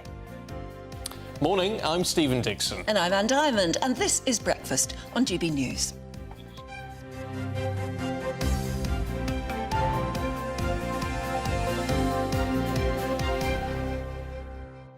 It's what they call silly season in the business, isn't it? Well, it is usually in August. I think it's the 1st of September today. Maybe we've got to get more serious. Maybe someone should have told the Daily Star. Oh. Stop your mithering, Dave. It's come up with a list of... this is down to people leaving 1-star reviews. So it's come up with a list of names who are mitherers. What's a mitherer? A moaner. A moaner, OK. Right. So David... if you're called David or Dave, then you're most likely to be a moaner. Paul, John, Chris, Mark, James, they're the first 6, all men, has to be said. Sarah, Steve, Michael, Andrew, Peter, Richard, Sam, Emma and Alex. The top 15 people who go on and moan and get on the websites. Do you think moaning has anything to do with your name? I mean, some people do live up to their names, don't they? But... I think it's a shame for Dave's watching. I'm sorry about that if you're a Dave. Yeah, of course, they've got a nice picture of David Beckham there. He's not a whinger, is he? Well, they're saying, well, he did whinge about not getting a knighthood. Yeah, I think... But, you know, that's Do you know, of all different. the people you could think who actually might deserve a knighthood, I really do think David Beckham could. Yeah. They dish them out to everybody else, don't they, in sport? Yeah, but I mean, he's done a lot of campaigning. He really did put a lot of work in to getting the 2012 Olympics here. I think he's gone over and above just being a famous footballer, hasn't he? Yeah, I think so. I'd give him a knighthood. But anyway, there you go. But it's good news for the ladies, because in terms of specifically only ladies' names, But Sarah's quite high up there, and I don't Sarah know and I've Emma. ever known a moaning Sarah. No, my cousin's called Sarah. She doesn't moan much, do you, Sarah? Much. She's allowed to moan at the minute. She's getting married in November. And, of course, Stephen is a new father, if you've just joined us, because... Yes, just clarify. There's a new dog. There's a dog in the house, a new pet, yeah. It's your first ever dog. And you were saying this morning that it feels quite funny to be talking about... There he is, that's little Rex. Rex. Little at the moment. And you were saying that you carry him around at the moment, and you quite enjoy carrying him. Yeah, because he can't manage the steps in the house. He mustn't dog be and used cat. to stairs. No. It's odd, isn't it? But it's only 8 weeks old. Yeah, but Is that maybe much he's of a chance? been in a place that hasn't had steps. Yeah, so he's... So you can carry him at the moment, carry him, but very not soon... for long. No, you won't be able to. I mean, he's heavy now. He's very heavy now. But look at the size of his paws. We met his dad, The size actually. of his paws means he's going to grow big. We met his dad, Ragnar. Ragnar? Oh, yes, who's an award-winning dog, and he is big. I mean, majestic, actually. Well, that's how big Rex is going to be. Oh, yeah. He'll be leaping up the stairs very soon. There's Timmy meeting him. Now, Elaine in France has been in touch. Morning, Elaine. She says, when it comes to cats and dogs, cats will always be the boss. Oh, yeah, well, that's the idea.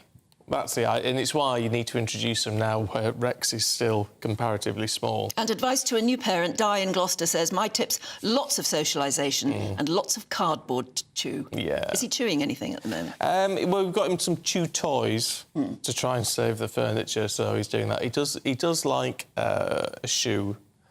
Has to be said. They like the smell. They love the smell of your feet in a shoe. They like a smelly shoe. And he did sneak behind me the other day. And suddenly realised, I thought, what are you doing? And he was pulling at the top of my underpants.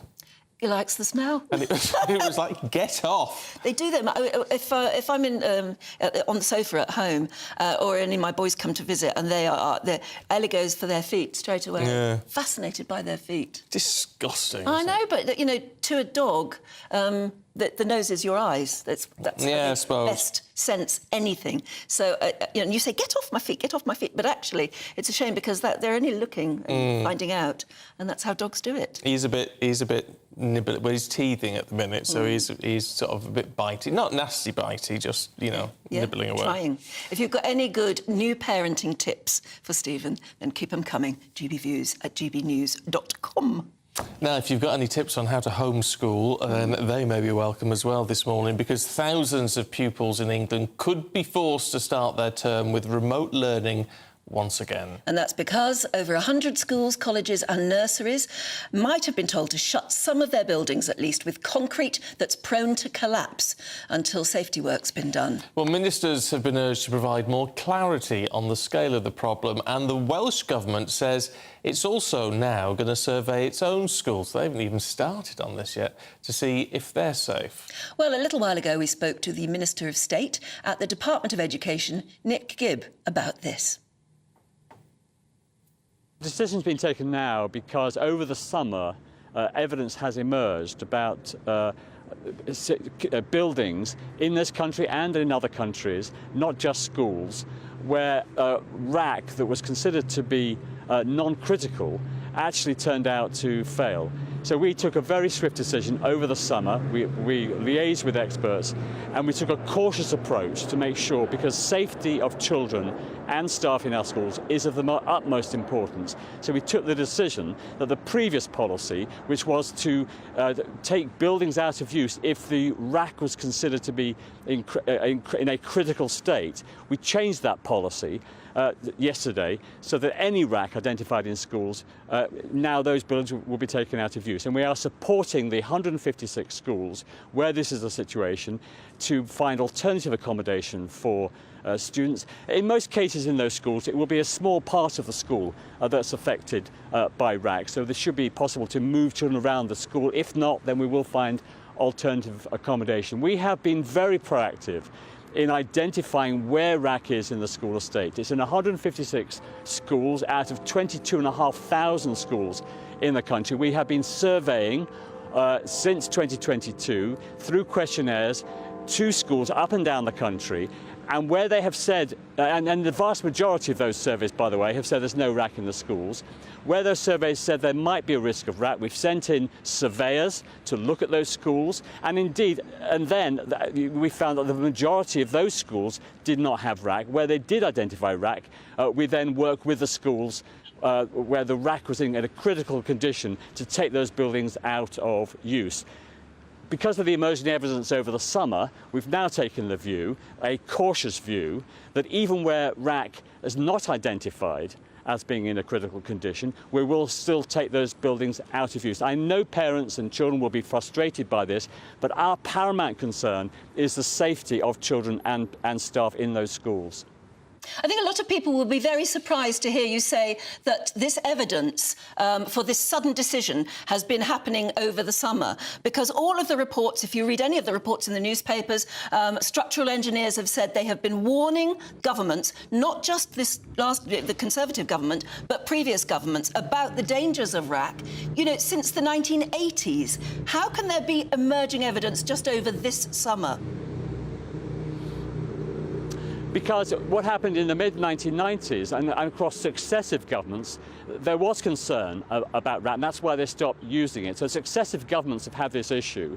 But what we have done since we came into office is taken a very proactive view, monitoring the evidence, seeking out more evidence. And evidence has emerged. The knowledge about RAC has changed over that period. So we, in 2018, we issued a warning notice to schools together with the Local Government Association about how to identify and manage RAC. But over that period, we've done more. We've issued questionnaires to all the schools in our system to ask them to see whether they have RAC in the school. And then we've sent in surveyors where we know there's RAC to look at the condition of that RAC to see whether it's in a critical condition. At all stages, we have taken advice from the experts, from the Institution of Structural Engineers and others about how to manage the RAC. What happened over the summer was that the previous position, which was that if the RAC was not in a critical condition, it is safe to allow that building to continue to be used. But over the summer, it became clear in a number of isolated incidents in England and outside England, in schools and non-schools, and indeed as late as last week, that there are instances where RAC failed even when it was regarded as non-critical. And we took the decision, a very difficult decision given the consequences, that we could not take the risk of having any RAC failing in schools that we had previously thought, on the basis of previous advice, that it was safe to allow that building to continue in use. So we took the difficult decision that in those 156 schools where we have identified RAC, that we would no longer allow the buildings to be used where any RAC has been identified. And we are supporting those schools now in finding alternative accommodation and trying to mitigate the consequences of RAC in those schools. It's the most responsible decision to take because we are concerned above all else about the safety of children in those schools and the safety of staff. But as you keep saying that this problem was identified during the summer, I mean, do you wish now, as you talked to us this morning, that the decision to work on all RAC had been taken several weeks ago?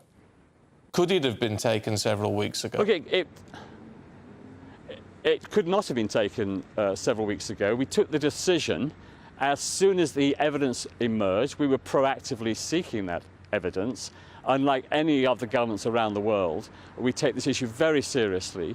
And as that evidence emerged, we discussed it with experts. We worked out what the consequences would be for schools. This happened in the summer. It could have happened in the coming November. It could have happened during term time. It just so happened that it happened over this summer. We were very proactive throughout that period to making sure that we were taking the right decision. It was not an easy decision to take because of the consequences, but I think it is the right decision to put safety first, to look at that evidence, and because this government has taken proactive action in terms of identifying in the school estate of 22,000 schools precisely where the RAC is, it meant that we could take that decision, and we knew where the schools were where RAC had been identified because of the survey work that we've been doing since 2022. You may say that you've been very proactive just now over this RAC, but people have been moaning and warning governments about the state of our crumbling schools for years. You must agree with that. I've done so many interviews with people who are worried about schools falling to bits, whether it's RAC or not. Shouldn't something have been done about the state of our school buildings years ago? And we are doing. We're spending £15 billion since 2015 on maintaining and improving the school estate. We have a school rebuilding programme of 500 schools, 400 of which are being rebuilt or planned to be rebuilt right now, some of which, by the way, are schools that we know have RAC. And we know they have RAC because of the work we have been doing since 2022 to identify where RAC is in the school estate. So we do take these issues seriously. We are putting large amounts of capital into the school estate to improve the condition. And by the way, RAC applies only in the period between the 1950s and the 1990s. So schools built or extended before that period or afterwards, which is about half the school estate, will not even need to consider whether they have RAC. The issue is any extensions or schools built in that period, and that's where we've been focusing our surveys and evidence gathering since 2022, so we know where RAC is in the school estate, and it's in 156 schools. There may be more after that as these questionnaires continue to be surveyed and we continue to do more surveying work. But we now know where RAC is in the 156 schools, and that's the action we're taking now. Now, the only concern, or the biggest concern about that is that they haven't said which schools are affected. It's not a public list. You will be notified by the school directly if it's going to affect you and your children. However, the Education Secretary, Gillian Keegan, said, if you don't hear anything, don't worry, which sort of sounds fine, apart from Nick Gibbs says, but there may be more. There may be more. So what do you do? Jay's been in touch. Morning, Jay. I work in a school and we were checked about 2 months ago for this. So unbelievably, the government has been on it for a while, but only announced it recently. But if you listen to what he was saying there, Jay, he's saying that's when they were talking about RAC, which is past its sell-by date. So that's high risk that you would be checked for, and it's only been recently they've decided to sort out all of it, whether it's there or not. Well, he almost implied as well that what they found is what they thought was low-risk RAC is, in fact, high risk. So the priority has changed. But the implication seems to be they've only just discovered that. So they say. Tony in Suffolk says, I think we should fix all the schools and then only build social housing. We've got to start building, haven't we, again? I mean, you know, like in the 50s and 60s, we had to have massive building programmes, really, to cope with all of the wreckage after the war. And maybe we need to do that again. And there are many economists who say the way out of a recession, and to many people it feels like a recession, is to build, build, build. But it's capital investment, isn't it? Capital expenditure, and we haven't got the capital. We'd have to borrow to do it. Yes. And they're not prepared to do that at the moment. Well, perhaps rightly so. We've got huge debt at the moment. So I don't know. But if you build, build, build, you employ people, don't you? And you also fix a problem. People need housing. We need better schools. Doesn't that have... I mean, there is an argument for it, but I'm not an economist. No. But then you could use that with the Labour's Green Investment Plan, which is how they say they're going to grow the economy, 28 billion quid it would cost. They've delayed that. Now, that presumably is a lot of capital expenditure, and they've delayed it, if they get into government, saying, well, we can't afford to do it just yet, and we don't want to borrow more to do it. So neither party's wanting to take that approach. No, it needs a very brave move, doesn't it? But we can't go on sending our kids to schools that are crumbling. No. And some, I mean, you see the occasional documentary about it, don't you? Some schools are literally crumbling, and they're rotten and they're damp, and we're sending our kids there to be schooled. But wasn't it always? And it's not investing in the future. I mean, we had that at my school, my secondary school, and some of the sort of there were war prefabs that we had. I mean, it's all been rebuilt now, but I spent half my secondary school in like a damp prefab. Did you? Yeah. We sort of managed all right. I mean, I know it's not ideal, but you manage, you cope. I'm quite normal. Okay, yeah, all right, fair enough. Fair enough. Yeah. I went to school, my grammar school was a concrete block, L-shaped block. Oh, yeah. I mean, it was the ugliest thing you could look at, but it was new build. Oh. And so the classrooms were fab, and I mean, some of the things like we had sewing rooms and cookery rooms and everything like that were fab. They probably look dreadful now. It's a Polly, I think, now. Oh, it's still there, They don't have Pollys anymore, do they? It's something like a Polly. No, it's still there, but I mean, it's a gross-looking 60s building, I suppose. But it was well built, or I think it was well built. It was a smashing school to go to. Might be full of rack. It probably is full of rack and asbestos. Yeah. As so many people, thank you very much, have pointed out that, as Neil said, the issues with schools built in the 50s and 60s isn't only the concrete, there's also loads of asbestos in these schools that still hasn't been removed. It gets covered up and left. And that's another building problem for the government, isn't it? Asbestos is safe as long as it's... Undisturbed. Yeah, undisturbed. So it might be safer to leave it. So it would take a huge building programme to remove the asbestos. And it's all about the money. And if you say, well, we just need to find the money, well, that's just one issue. How do you do that? They need to find a lot of money for defence as well. There's so much pressure, isn't it, to put money into our armed forces. And that's going to really struggling be on the in tray of our new Defence Secretary, Grant Shapps. Yes, He's just been promoted as Rishi Sunak handed him his unbelievably 5th cabinet role in a year, in a mini reshuffle prompted by Ben Wallace's resignation. Yeah, well, Mr Shapps says he was honoured to take over from Mr Wallace, and he's vowed to continue British support for Ukraine in its fight against Vladimir Putin's barbaric invasion, as he put it. But having never held a role at the Ministry of Defence, his credentials to take on that role during a major war in Europe have been under question. Let's talk to former officer and defence analyst, Lieutenant Colonel Stuart Crawford, who joins us now. Good to see you this morning. Good morning.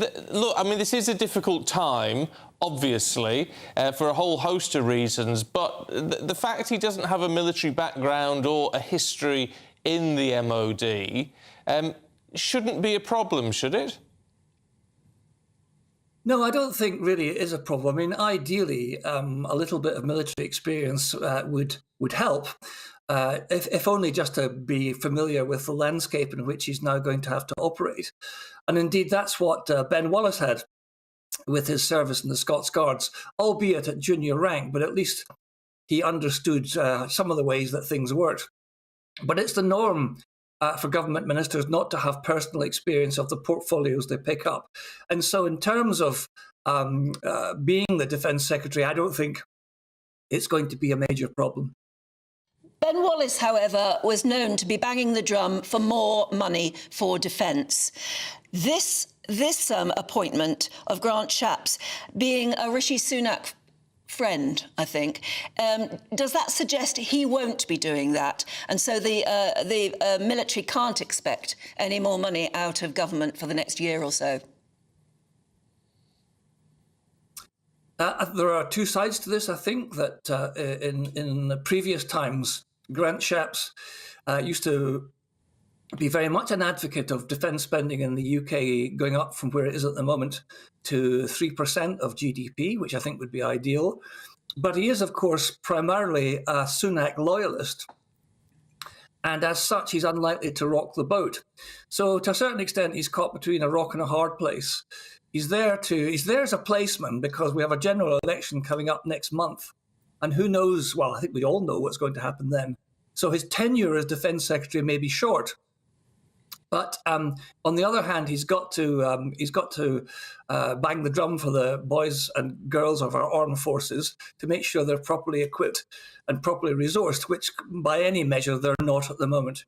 Which raises concerns, because however long he's in post, and, you know, look, we don't know till we know when it comes to any general election result, but whichever party is in power, there doesn't seem to be this great push or desire to have a properly funded armed forces from anybody, actually. No, there isn't really. I mean, I think Ben Wallace did what he could, but he was unsuccessful. Certainly the army is still planning to come down to extremely low numbers in the 70,000s. We don't have enough surface ships for the Royal Navy, and we haven't bought enough F-35 planes for either our aircraft carriers or for the RAF, and we can't train the pilots for them anyway. And the basic reason for all of this is that defence is underfunded. And it has been underfunded for years and years and years. And the old adage is, of course, there are no votes in defence, and therefore it tends to be sucking on the hind teat, if I can put it that way. But at some point, it's going to crack, and someone has got to pick up the baton and run with defence and make sure that it's properly funded. And is it going to be Grant Shapps? I don't think he's going to have time to do it, and I don't think that he, being a chum of the Prime Minister's, is going to make any waves at all. I think he's there as a placeman to hold the fort, and then we'll see what happens at the general election. But of course, it may not be the Conservative Party which forms the next administration. The problem seems to be, and I don't know if it strikes you, that the commitment he makes is to supporting Ukraine. Which is all well and good in some respects, because, yes, we do need to do that, but that's in effect, about money and provision, isn't it? And not actually looking after our own boys and girls and equipment for us and training for us and recruitment for us. It does seem to be a slightly odd top priority. Yes, I mean, I think it's taken the eye off the ball to a certain extent. And of course, there is an argument that, we're sending the equipment to the Ukraine, which we should be, or certainly the money for it, we should be using that to bolster our armed forces and make sure that they're properly equipped. Much of the British Army equipment, for example, is obsolete. And although it still works, it's not up to... Oh, apologies. Oh. His line dropped out. Yeah. Oh, that's a shame. That's interesting. Grant Shapps there, it's his 5th cabinet appointment in a year. And they say he's a very quick learner, but he's going to have to be, isn't he? He's going to have to be. But as we got the gist from the Lieutenant Colonel there, is he going to be able to achieve a great deal? Well, possibly not. If you serve at the moment, if you're in the armed forces or have been, what do you think? Do you have faith that he will be fighting for more money for defence, or do you think he's just a placeholder, as we heard there, until the general election, a firm pair of hands, but doing it Rishi Sunak's way? The problem is, you can't help but think, if you are in the armed forces and you think, well, we want someone who's going to back us and help sort us out, he might not be a startling appointment in that sense, but does the Labour Party offer anything different? Do the Lib Dems offer anything different? Probably not at the moment. This is the issue. No one's saying we're going to throw a load of money into defence and get us back up to scratch. And as we just heard, the defence doesn't gain votes. I wonder if that's true, I wonder though. if that's true, especially with Ukraine happening at the moment. I think we've all thought differently. Could there be another war in Europe? Suddenly there is. Maybe we do value defence spending more. But then today we're talking about trying to spend more money on rebuilding schools. Yeah. The list of priorities just stacks up, and where you put them is Rishi Sunak's job, isn't it? Yes, it is. Well, look, let us know what you think. GB Views at gbnews.com. Let's have a look at the weather for you right now. Here's Alex. A brighter outlook with Boxed Solar.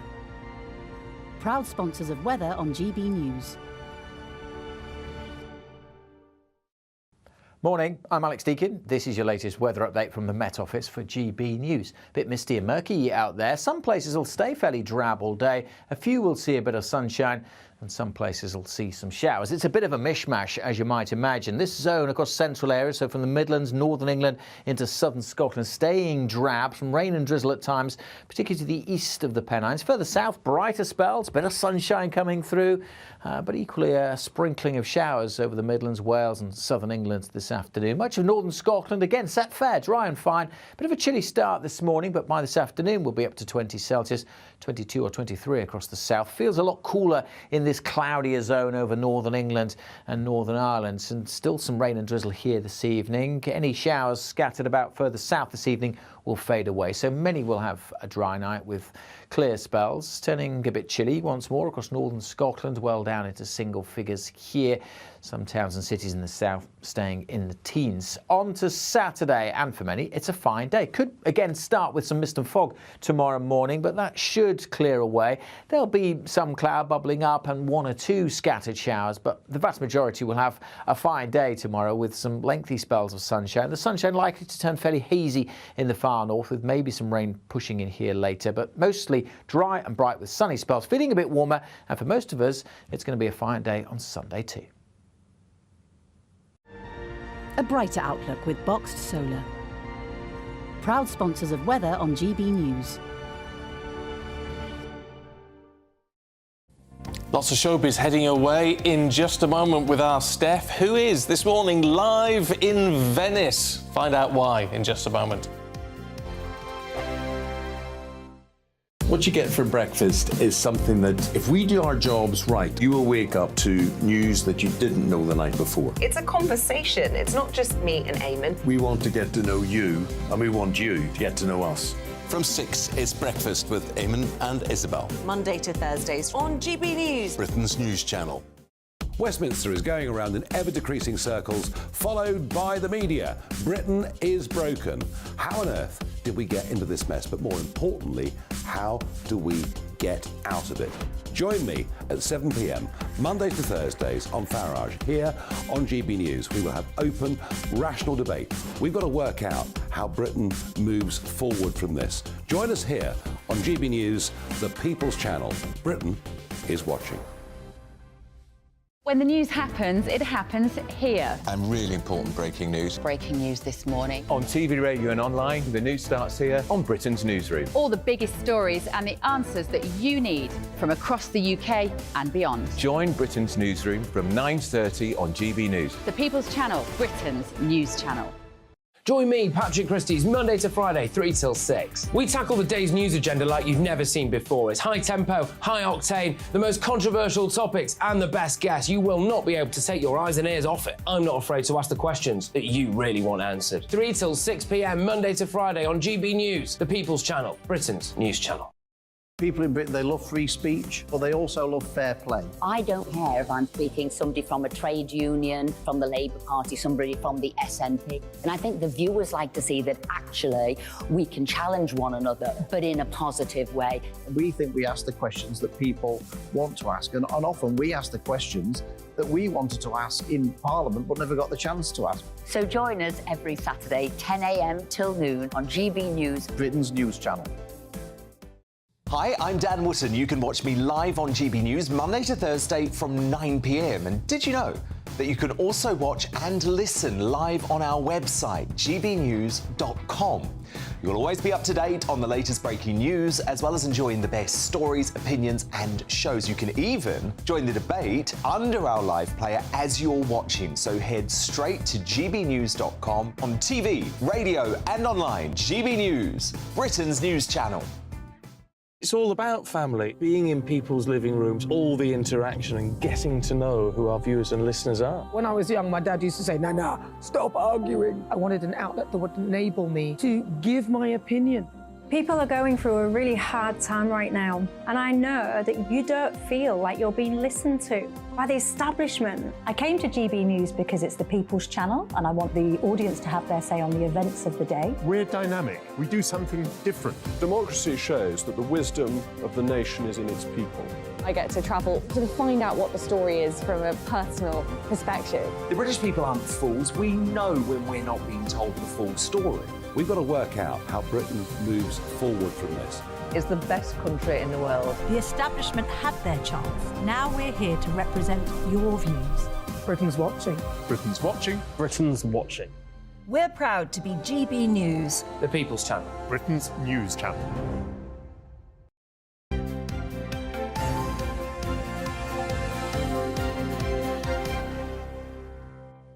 Good morning to you. It's 7:31. You're watching and listening to Breakfast with Stephen and Anne.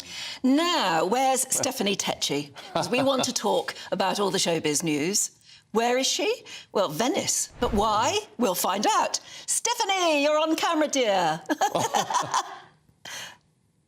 And we can't hear you. I don't know whether you can hear us. She can't hear us, I don't think, no. Hello, Oh, let's Stephanie. cut away from her just Yeah. for a second before she does something hugely embarrassing. Because there's the Venice Film Festival going on. Yes, there is. Stephanie has to be where it's at. Oh, she does, and she was at the premiere last night of Ferrari, which Which is a new movie, presumably about Ferrari. It's about Enzo Ferrari. Yeah, who set up the company. Starring Adam Driver, who... Do you know Adam Driver? No. He's a big up-and-coming thing. He played one of the big roles, can't remember his name now, in the latest Star Wars Oh, he's stuff. in the new... He's one of the new Star Wars He's one of the new people. Star Wars people. There he is. Oh, there he is. Oh, right. So Very film star. He's very up and coming. That is very film star. But our Steph was on the carpet last night with Georgia May Jagger. So, No, which is... we can't get the line-up with her yet. We'll try a bit later on to get the line-up with Stephanie. But I don't know what was going on because she was having... Oh, is she good? Steph, can you hear us now? Hello, good morning. Yes, I can. All right, Steph. Now tell me, because I was just about to tell everyone that you were posting on Instagram last night of being made up and dressed by a team of professionals last night before you appeared on the red carpet with Georgia May Jagger. Yeah, I did get the A-list treatment yesterday, thankfully, to Campari, who's flown me out here. But I had, at one point, I had like 4 people. 2 people were doing my hair, 2 people were trying to do my dress. This was all very quick because they wanted to get me into the canal and on our way to the Lido. So it took 4 people to get me ready yesterday. Glamorous. So what's going on? What's all the latest news from the Venice Film Festival, then? Well, you can say, like, the Venice Film Festival is the oldest film festival in the world, but at the moment, all the glamour is not here, Stephen and Anne, because due to the Hollywood strikes, actors are not allowed to promote their films. They're not allowed to do interviews. So I hate saying this, but it's a bit like career suicide for any actor to be coming to Venice Film Festival at the moment, because at the moment, Hollywood is yet to do a deal with, you know, all the actors that are on strike, the writers that are on strike. So until there's a deal made, you're not going to see anything. So for the Venice Film Festival, it's the first time we've actually seen a lack of A-listers here. Yesterday, I went to go watch the Ferrari film, and luckily, the cast were allowed to turn up because the film hasn't been produced by the big studio houses such as Amazon or Netflix. Oh, right. Oh, so they're not, as a result, not part of that particular strike. So was... Yeah. So you've got to say, was Adam Driver there? Because obviously he's the big star, and he's turning into a huge star now, isn't he? He is turning into a huge star, and having watched the film yesterday, I have to say that that film's going to do really well during Oscar season, and that's a good thing about Venice Film Festival. Most of the films that are shown here tend to get nominated for Oscars, so for the actors not to be here to promote the films, you know, it's a big shame for Oscar season, but the bigger thing that is on every actor's mind is sticking to the strikes. And Adam, during press interviews yesterday, he says, you know what, we are promoting this film, but this film is nothing to do with any of the big Hollywood studios. It's quite independent. It's been directed by Michael Mann. And also it was a good thing for the Italians, because when you think of Ferrari, it's a very story which is close to their heart, and they really did do the story justice. So if Amazon and Netflix are there, were they talking about, for instance, The Crown? No Amazon, no Netflix, none of them are here because they haven't got no actors here to kind of be their mouthpieces. So at the moment, you're just having all these big movies that are being shown, but there's no one here to promote it. The writers aren't here, the directors aren't here, the actors ain't here. This is Venice's 80th edition, and it's just, I have to say, there is no star power here. Oh, it's very odd then, isn't it? Does that mean you just basically going to spend the weekend going to see lots of films and then eat lots of pizza? Yeah, I think that's going to be the plan, Stephen and Anne, definitely. I think, it's still a good time for people who have come to Venice to watch the films, to get to know what the films we'll be talking about in Oscars season. It's a shame, but I think the biggest talking point in Hollywood now is the strike. So I think having a big red carpet without stars, I think it's really going to push movie bosses to start thinking about actually striking a deal. Well, go get a gondolier and enjoy Venice. Yes, make the most of it. I will do, definitely. And show us the pictures. Yeah. I will. Thanks, Stephanie. Lovely to see you. All right. See you soon, guys. All right, bye, darling. Isn't it funny? It's a bit of sort of damp squib with a... Very damp squib by the look of it. Yeah. If you can't have any of the stars there and you can't show some of the major movies, what's the point, you might ask? It's all very, very odd, but at least she's out there having a lovely time and hanging about with some celebs who are there, just aren't movie people. You've been to Venice? Yes, I have. Only on a day trip, though. Me too, only on a day trip. And it was a really damp squib. Was it? Yeah, never want to go back. And yet people absolutely moon on and on about Venice, how beautiful it is. I saw it in... It was miserable, it was rainy, it was cold, and we had a terrible guide. Oh. Yeah. All she was absolutely fixated upon was getting us from one loo to another loo. She was obviously told, if you're going to take a tour, people, got to make sure that they have the facilities whenever they want. So instead of looking at a beautiful palace over there, she would guide us round to the next loo. Oh. We saw the loos of Venice, but we didn't really see many of the spectacular bits. Oh, well, there you go. So we just came back thinking... Toilets. Well, they've got lots of toilets. Yeah. It's fine. If you've had a good experience in Venice, it'd be quite nice to know, because none of us have. No. OK, we're going to take a short break, but then we're back with all your newspapers in just a moment. This September, the GB News family is back together. From breakfast, right across the day, breaking the latest stories, and every evening. And don't forget the weekend. We've got the whole of the UK covered.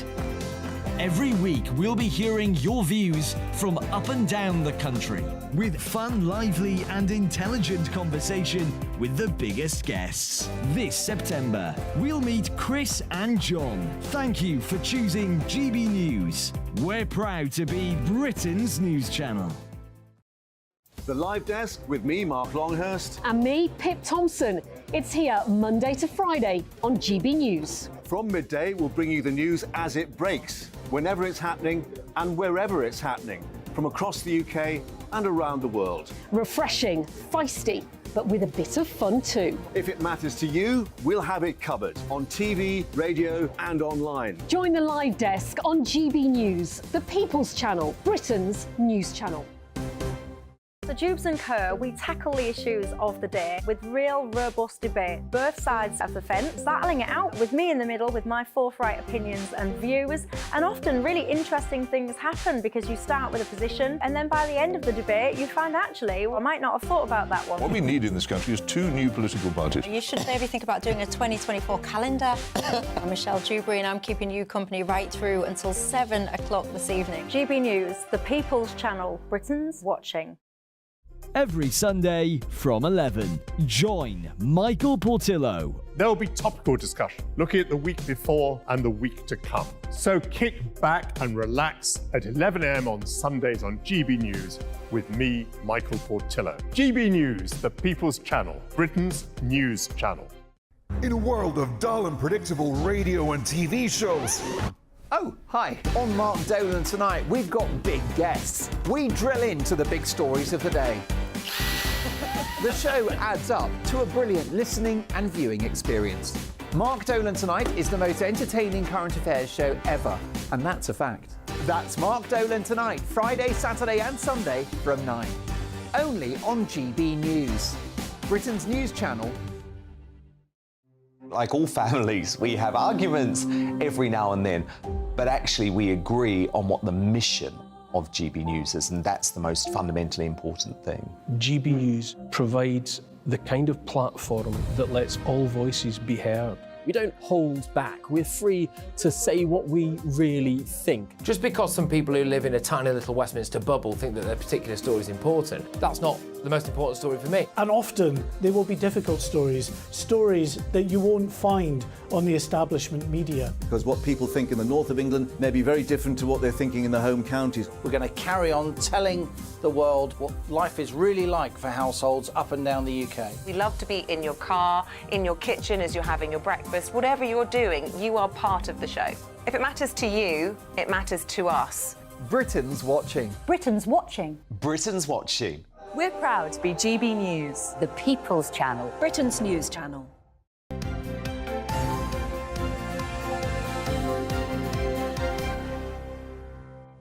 7:42, let's go through the papers now with our senior political commentator Nigel Nelson and the journalist and author Susan Holder. Morning to you both. Morning, Susan. morning. To the Sun. To the Sun. Bit of Prince Harry getting a bit of stick from an old mate. He is, apparently, and it is on the... You're wrong, says the Sun, but it's not just in the Sun, it is in quite a lot of the papers, because Prince Harry has spoken out and said that he doesn't feel that the veterans that he served alongside, and including himself, were covered properly in the media and got the recognition and support and everything.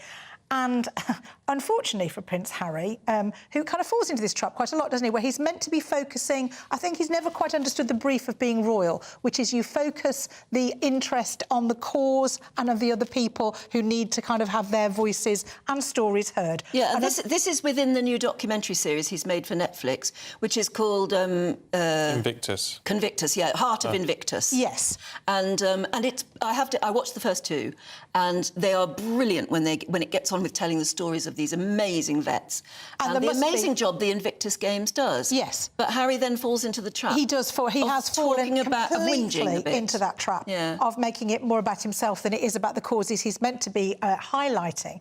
And somebody who was on the plane that left Afghanistan with him, a double amputee, Ben McBean. I think he lost an arm and a leg. So, I mean, if we're going to listen to anybody about what the truth of all this is and how he feels about it, this is a good person to hear from. It says he cannot understand what Harry is talking about the media not covering these stories and not the support not being there. And if somebody like Ben McBean can say that, I do think Harry should perhaps listen to that, because it's a shame, because I do think, obviously, Invictus is a great thing that he does, and I fully support that. And I do think that it's just ridiculous that he can't focus on that. But when you're being paid 80 million to talk about things, you've got to kind of put a bit of spice in there, which is how he fell into the trap in the first place of coming out with bragging about his kills and everything else. He's knocking the British media and... Yeah, I mean, I think Winge is right. I mean, the whole thing is that it's nonsense that we didn't cover the wounded from Afghanistan. I went to Afghanistan a couple of times when Gordon Brown was Prime Minister, and each time he made a special visit to the hospital at Camp Bastion to go and talk to wounded soldiers. And that was fully covered. I mean, there was no question of not covering it. So I'm not quite sure what Andrew is going on about. It just seems to be his constant... Andrew. Sorry, it's easy Harry. To mix. Sometimes what Prince Harry's going on about, on the basis that he just seems to have a constant sort of beef against the media. Yeah, well, I can understand why he doesn't like the media, and if he doesn't want to like the media, that's fine. But you do have to stick to the facts. You can't just make up the story to suit your own agenda. I mean, he was on the same plane as this Ben who came back from Afghanistan, but Ben was so injured he didn't have any interaction with him. They actually met at an award ceremony hosted by the Sun newspaper, which was being kind of... So the very fact that that's how they know each other was through the media, and Harry's kind of forgotten that point. He forgets a lot of points, though, doesn't he? Yeah, he does. It is, as the Queen said, yes, recollections may vary. But I have to say, have you watched any of the documentary? I watched the first one that he did. Yeah.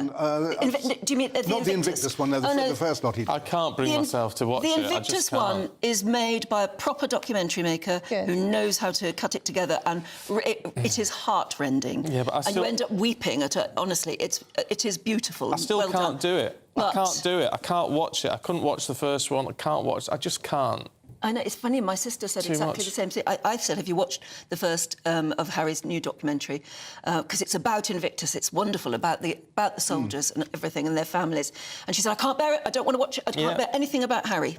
I'm afraid that's me too. I just can't do it. I think we've all got to that point. I mean, the first lot of documentaries I did try and watch, and it just... No, that was mine. I lost the will to live. It was so boring. Yeah. They're just not as interesting as they think they are. Now he does have something to talk about, and there is something to promote that he should be doing. And again, he's kind of skewed it slightly. And I mean, he will blame the media. He will say, I didn't quite say it like that, just like he said a lot of things. But actually, he has to give them the information in the first place for them to be able to do that. And he does keep falling into that trap. Yeah. It's a shame.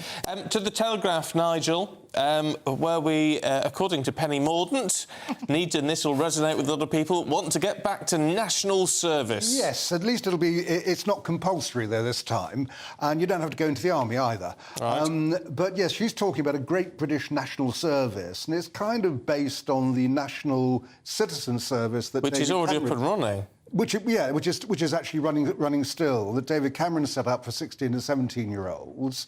I mean, there are so many of these things out there. I mean, when I was a kid, the great volunteering things were voluntary services overseas and community service volunteers, which were here. Now they've become much more professional, and they're not just for young people. They're for all sorts of people. So, in principle, yeah, I mean, lovely if people want to do it. The only thing I'm not quite sure about Penny Mordaunt's idea is that rather than just volunteering to go and do it, she wants 16-year-olds to be automatically enrolled, forcing them to opt out if they don't want to do it. That's the only way to do it, isn't it? I think I don't. But disagree. Why that sort of compulsion? Because otherwise it won't happen. Yeah, it's like with the David Cameron scheme. Hardly anyone signed up to it, have they? I wouldn't even know it was still going on. Yeah, no, but it's still happening, and a lot of kids are actually doing it. But my point is, if you want to volunteer, the whole essence of volunteering is that you do it willingly. Yeah, but although they call it a volunteering, the point is they don't really want it to be a volunteering scheme, do they? They want it to be national service. If you've got the option to opt out, I do think actually it's the way to make everyone aware of it. If you're signed up to it, and then I mean we could argue back and forth on that, but I do think that actually would make people far more aware, and therefore if they've got if they've got nothing kind of better to do, they might decide to just stick with it. And you'd get a lot more people that way. Or if you want to opt out, you have to prove you're doing something else. Yeah, I mean, I do think that people will kind of. And that's compulsion. That doesn't feel like. It's compulsory volunteering, and that's what we should have. That's not volunteering.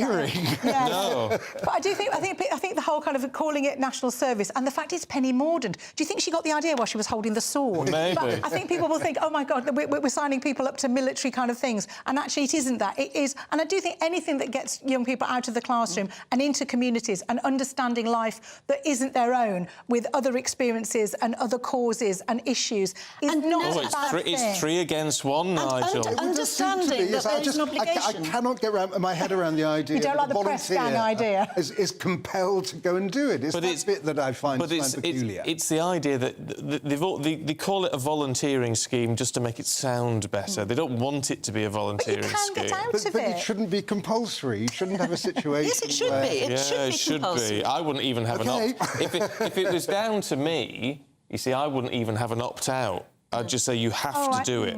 Unless there's a medical reason or whatever why you can't do it, you have to do it. I mean, people think everything is voluntary now. I mean, going to school at all seems to be optional for some, a bit voluntary for some people. Oh, I don't really think I feel like today. I'm going to work from home. There's too much voluntary things going on. I think we do need to have a bit more. But if the kids resent being forced into it, then they'll opt out. Where is the benefit in all this? Because of what they come out, kids always don't want to. There's always stuff they don't want to do. When they come out the other side, they say, actually, it was brilliant. Well, things like, the Duke of Edinburgh Reward Scheme is fantastic, and kids want to do it. It's really gruelling, it's hard going, but kids actually sign up for it and want to do it. It seems to me that's the way to get. Do they? I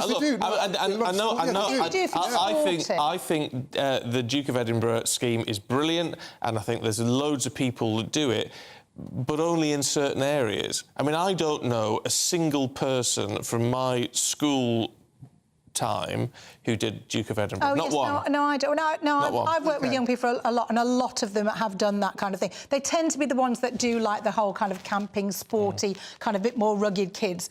Do it. I did give up after my bronze award. But I think have we all not signed our kids up for things and gone, you'll enjoy it when you get there, come along. We've all done that, and I think it's just a bit like that, really, and I think there's nothing wrong with that. No. OK, look, we've got to leave it there, you two. Nigel, Susan, go and battle it out in the green room. Thank you very much indeed. Should we talk more about that school issue, because it's dominating everything this morning? Shadow Justice Secretary Steve Reed joins us now.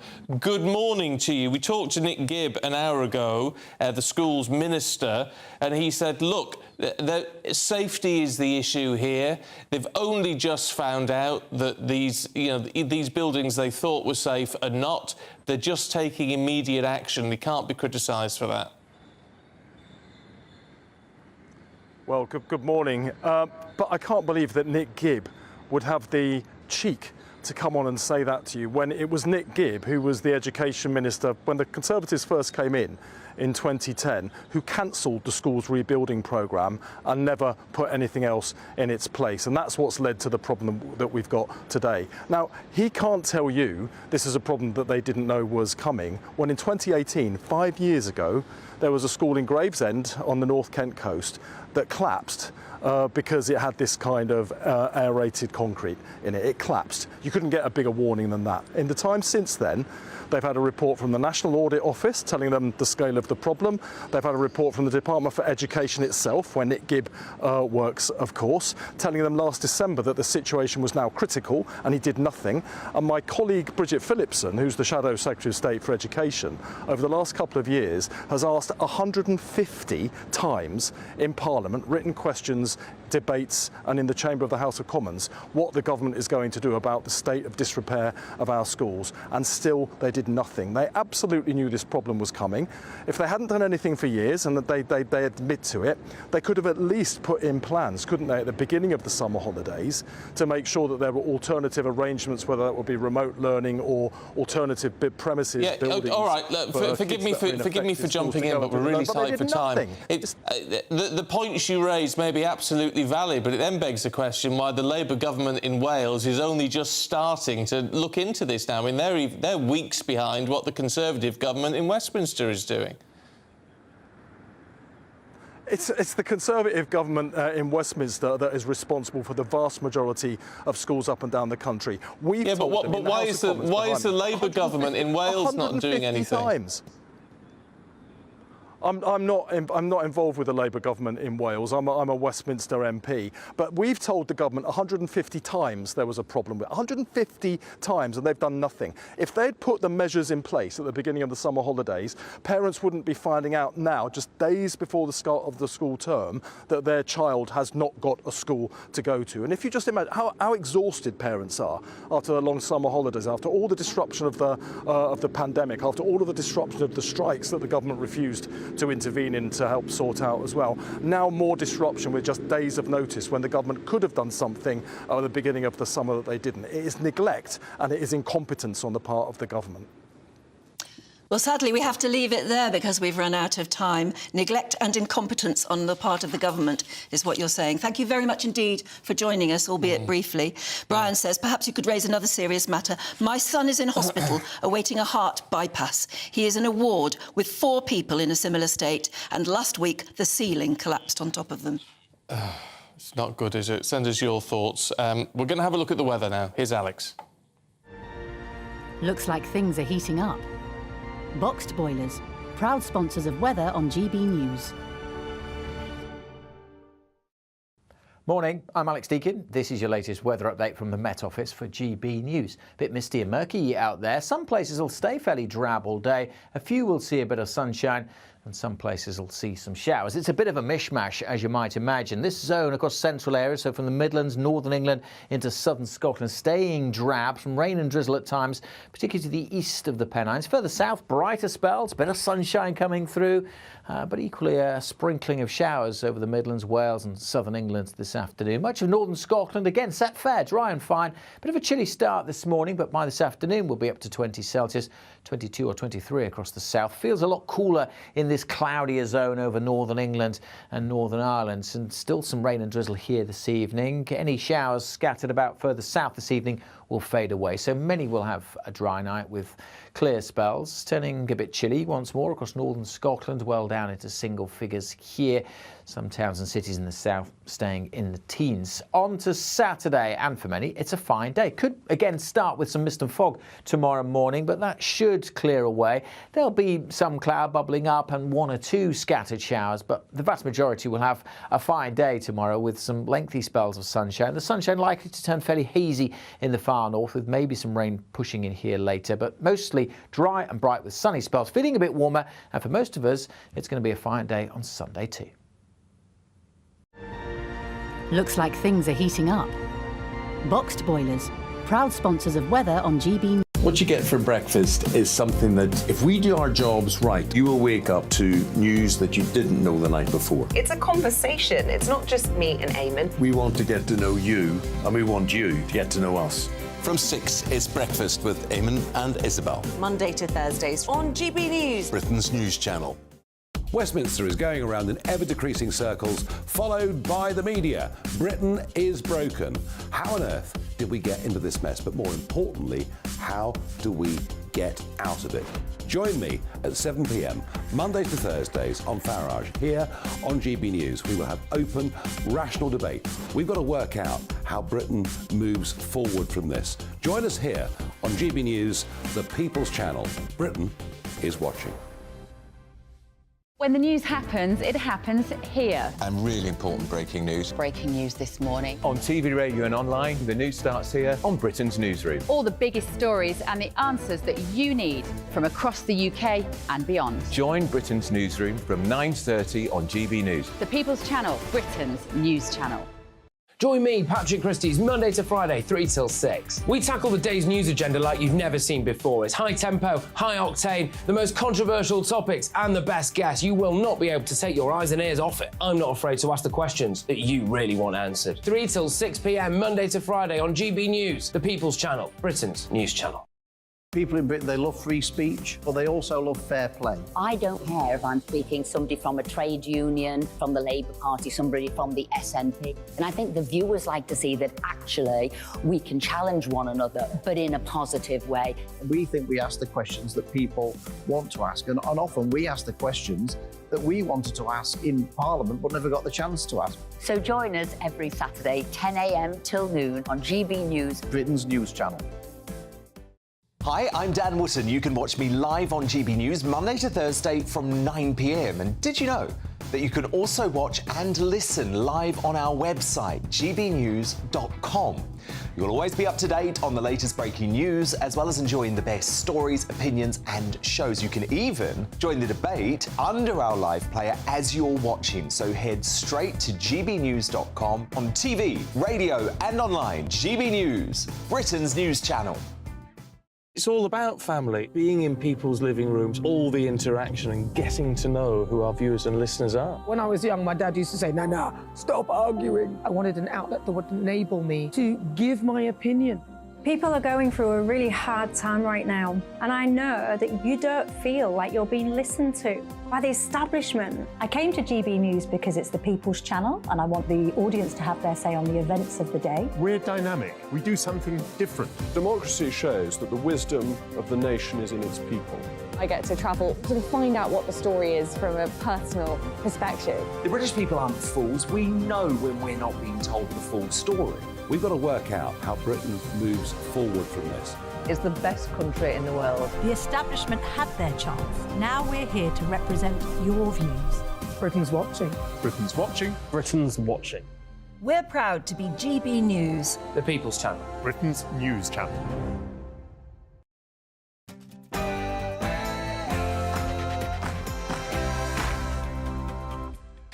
Good morning, 8 o'clock, Friday the 1st of September. Today, crumbling schools. More than 100 school buildings in England have been told to shut because of safety concerns over a certain type of concrete.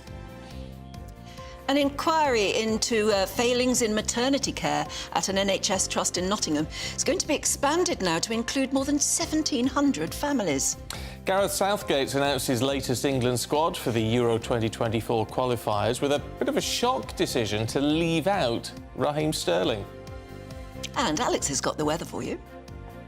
A bit of mist and fog, a few showers, a bit of sunshine. It's a mixed picture today, but the weekend looks dry with some fine, warm sunshine for most of us. More details coming up shortly. Morning to you. I'm Stephen Dixon. And I'm Anne Diamond, and this is Breakfast on GB News.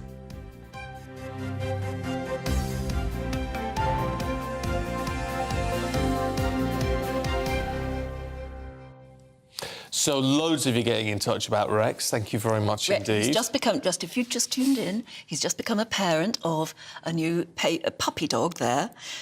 He is a Rhodesian Ridgeback. He is indeed, with a beautiful big ridge on him.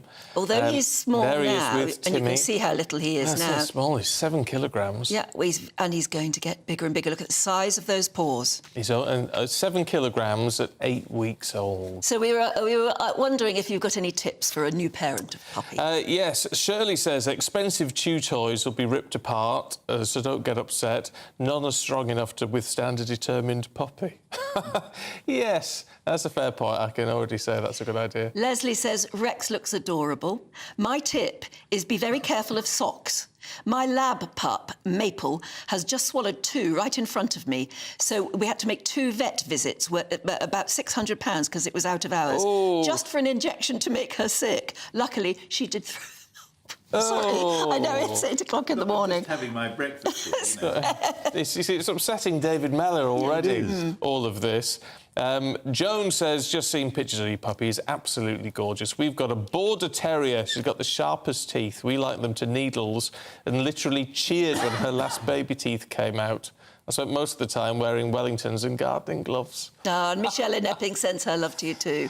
Had to laugh because I was up early watching GB News as my 11-week-old beagle pup, Luna, had me up early. She's a lovely little pup, but oh, those sharp teeth. My advice is to keep them busy with lots of toys. But then Shirley says expensive shoe toys will be ripped to bits. Yeah, I tell you what, it is fun and games in the Dixon household this week. But we've only had him 3 days. I know, but isn't it lovely? So you've got another member of the family now about whom, you know, suddenly that puts life in perspective sometimes, doesn't it? You've got somebody else to care about. I know it's weird, but being a family of 4, it seems complete. But nice. Yeah, sure it is. You've got one of each, as they say. One of it, as it were. Yeah. As it were. Anyone would think, if tuning in, they would think I'm talking about actual children, but no. But they will be for you. They will be, yeah. I mean, look, I think we're getting off lightly compared to actually having children. How much is that dog eating a day already? He has 125 grams of food 3 times a day. Oh, crumbs. So, and lots of goat's It's going to get milk. bigger and bigger and bigger, isn't it? That? Goat's milk. Goat's milk? But when he eats you, how big a news story will that be? When he eats me, I don't think anyone will care, David. To be honest. No. I don't think he'll care. I would shed a tear. Would you? That's Yes. very good of you. Hang on a minute, I've got to bring you up on the goat's milk. Yes. Why is he drinking goat's milk? Apparently it's good for dogs. It's good for their digestive system, and he's been having it with a breeder. Honestly. He loves goat's milk. How posh can you get? I know. This thing has a blooming arm and a leg, Seems David. to eat better than I do. Well, he eats better than we do. We had beans on toast last night. Yes, that's right, just so you can afford dog food. We just couldn't be bothered to do anything but, just do a bit of But beans we're all on crazy. toast. We're a nation of dog lovers, aren't we? Yeah. And cat lovers, of course. We don't seem to be a nation of school lovers, do we? Mind you, if you're a pupil, then you don't have to love school. That's, it's not obligatory. But for parents, what an absolute nightmare this is, because thousands of pupils in England could be forced to start their term, which is next week, with remote learning once again. And that's because over 100 schools, colleges and nurseries may have to shut, some buildings at least, with concrete that is prone to collapse until safety work has been done. Yeah, ministers have been urged to provide more clarity on the scale of the problem. Well, we have been told 104 schools, 156 in total, 52 have had the problem solved already. The Welsh Government, the Labour government, says it hasn't even started to survey its own schools yet, but it will do so just to see if they're safe. Well, a little while ago we spoke to the Minister of State at the Department for Education, Nick Gibb. This is what he had to say. What we have done since we came into office is taken a very proactive view, monitoring the evidence, seeking out more evidence, and evidence has emerged. The knowledge about RAC has changed over that period. So we, in 2018, we issued a warning notice to schools together with the local government association about how to identify and manage RAC. But over that period, we've done more. We've issued questionnaires to all the schools in our system to ask them to see whether they have RAC in the school. And then we've sent in surveyors where we know there's RAC to look at the condition of that RAC to see whether it's in a critical condition.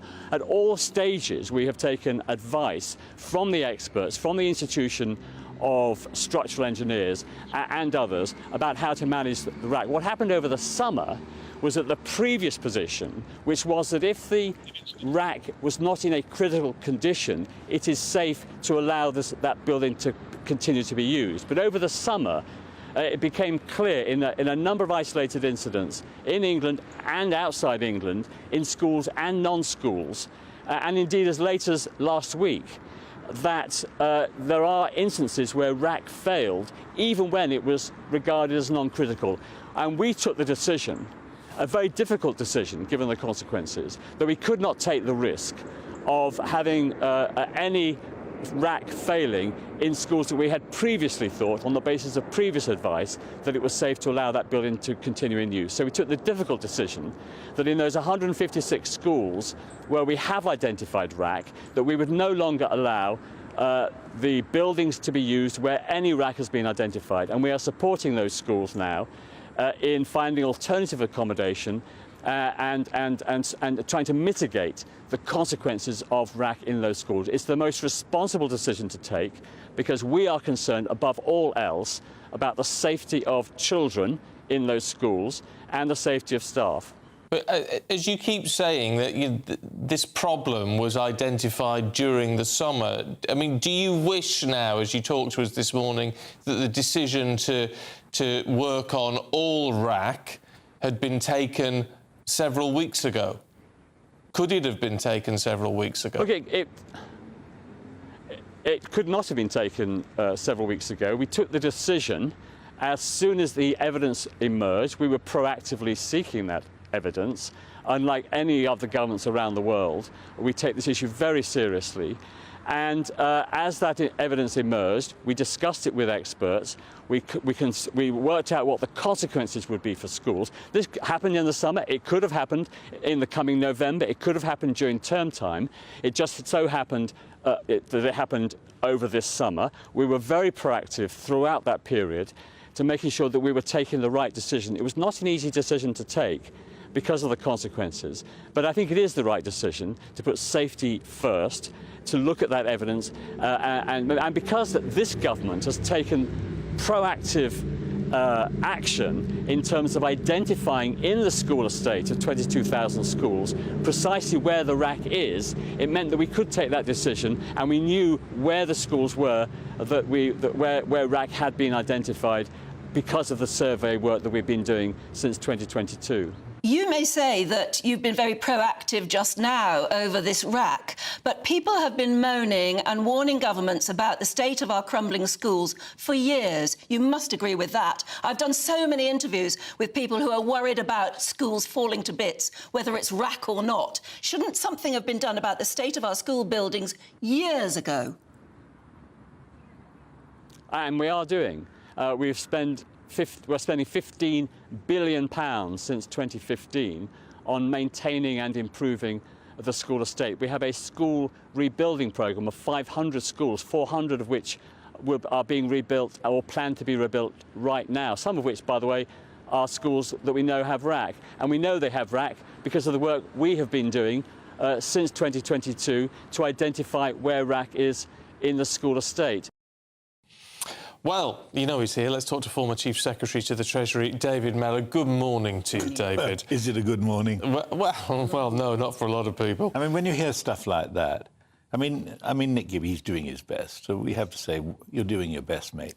But actually, the governments of all stripes have known this stuff is dodgy for a long time. And in 2018, part of a primary school in Kent collapsed. So why, a few days before the beginning of term, are they suddenly saying that over 100 schools apparently are not safe? But that's not the end of it, because this was they've taken their time over analysing a number of schools, and apparently there are 572 more reports to come out.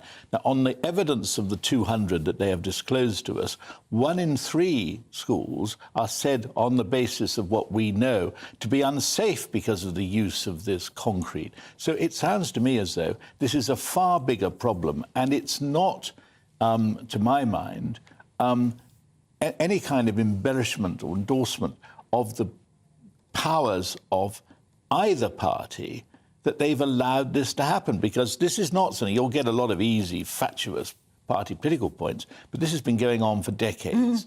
Yeah, and this stuff, I mean, I was looking around to try and get a good description of it. The best description I had of it, it's like Aero chocolate bar. Yes, it is. I It's mean, concrete with air holes in it. Yeah, and I mean, it doesn't require a genius to know that at a certain point those things are going to be very tricky, because they are. But he's saying that the concern has been over this stuff where it's deemed to be failing, and they're being very proactive now, and they've decided only in the last week or so that they're going to look at all of it, even if it's failing or not.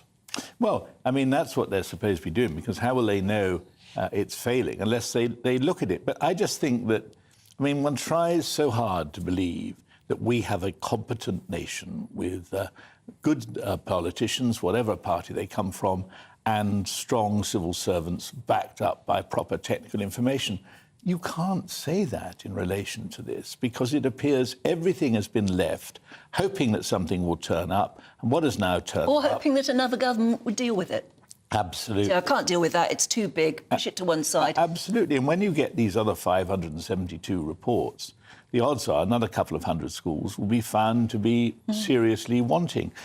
And you compound the felony, as it were, by requiring the schools to fund what often will be major work and possible building replacements out of their existing budgets. Well, I think it's jolly unfair if you're the head teacher of a school that's doing well, and suddenly you find that because 40 years ago someone put this wretched stuff into your school, you're expected to take money from front-end teaching to pay for it. If you want So to it hear is a what it's actually like on the ground, Susan's been in touch. Morning, Susan.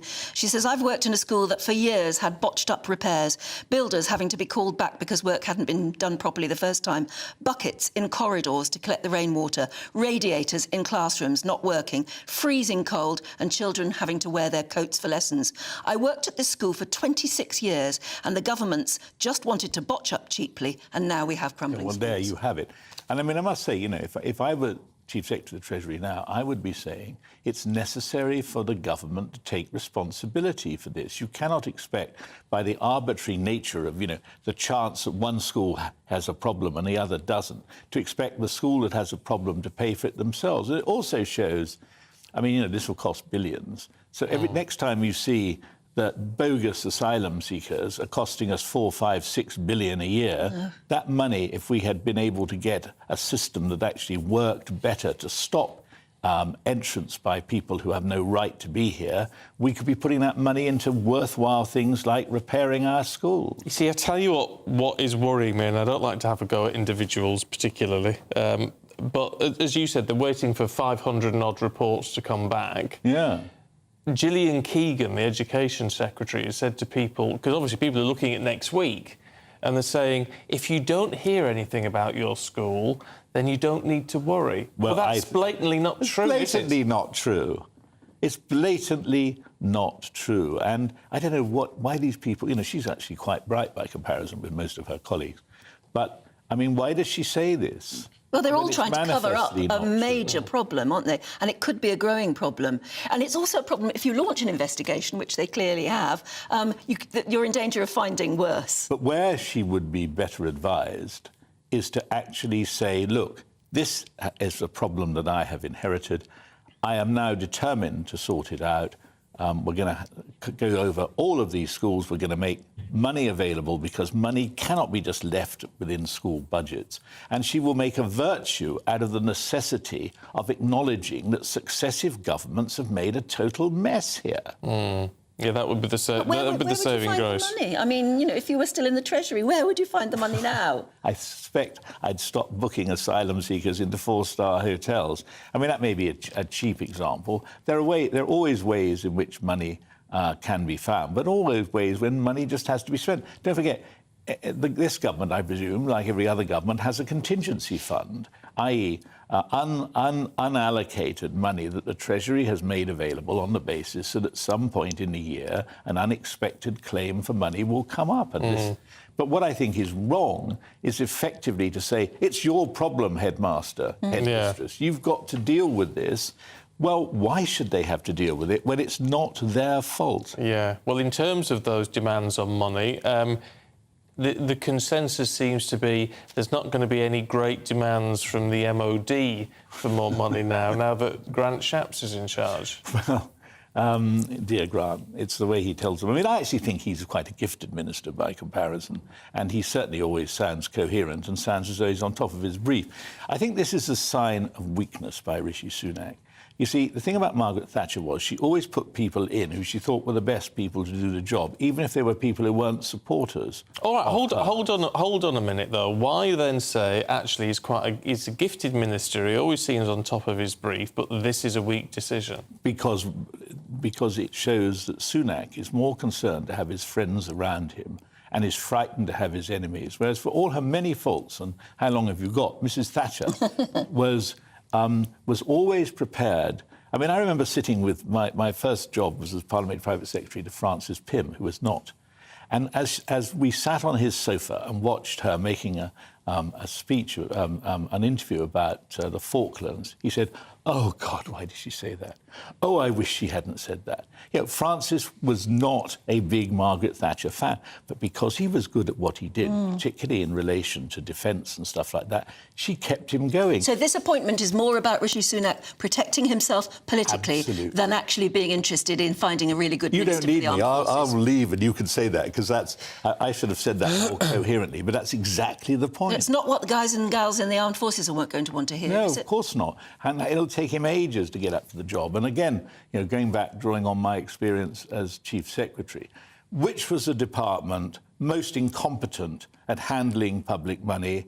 The Ministry of Defence, who threw money away on innovations. I mean, the classic Ministry of Defence story was that they built a bunker under Whitehall and they filled it with so much equipment people couldn't get in to operate. And this was par for the course, you know? Oh, David, I think we need to do a 3-hour-long special with you with some of these stories, I think.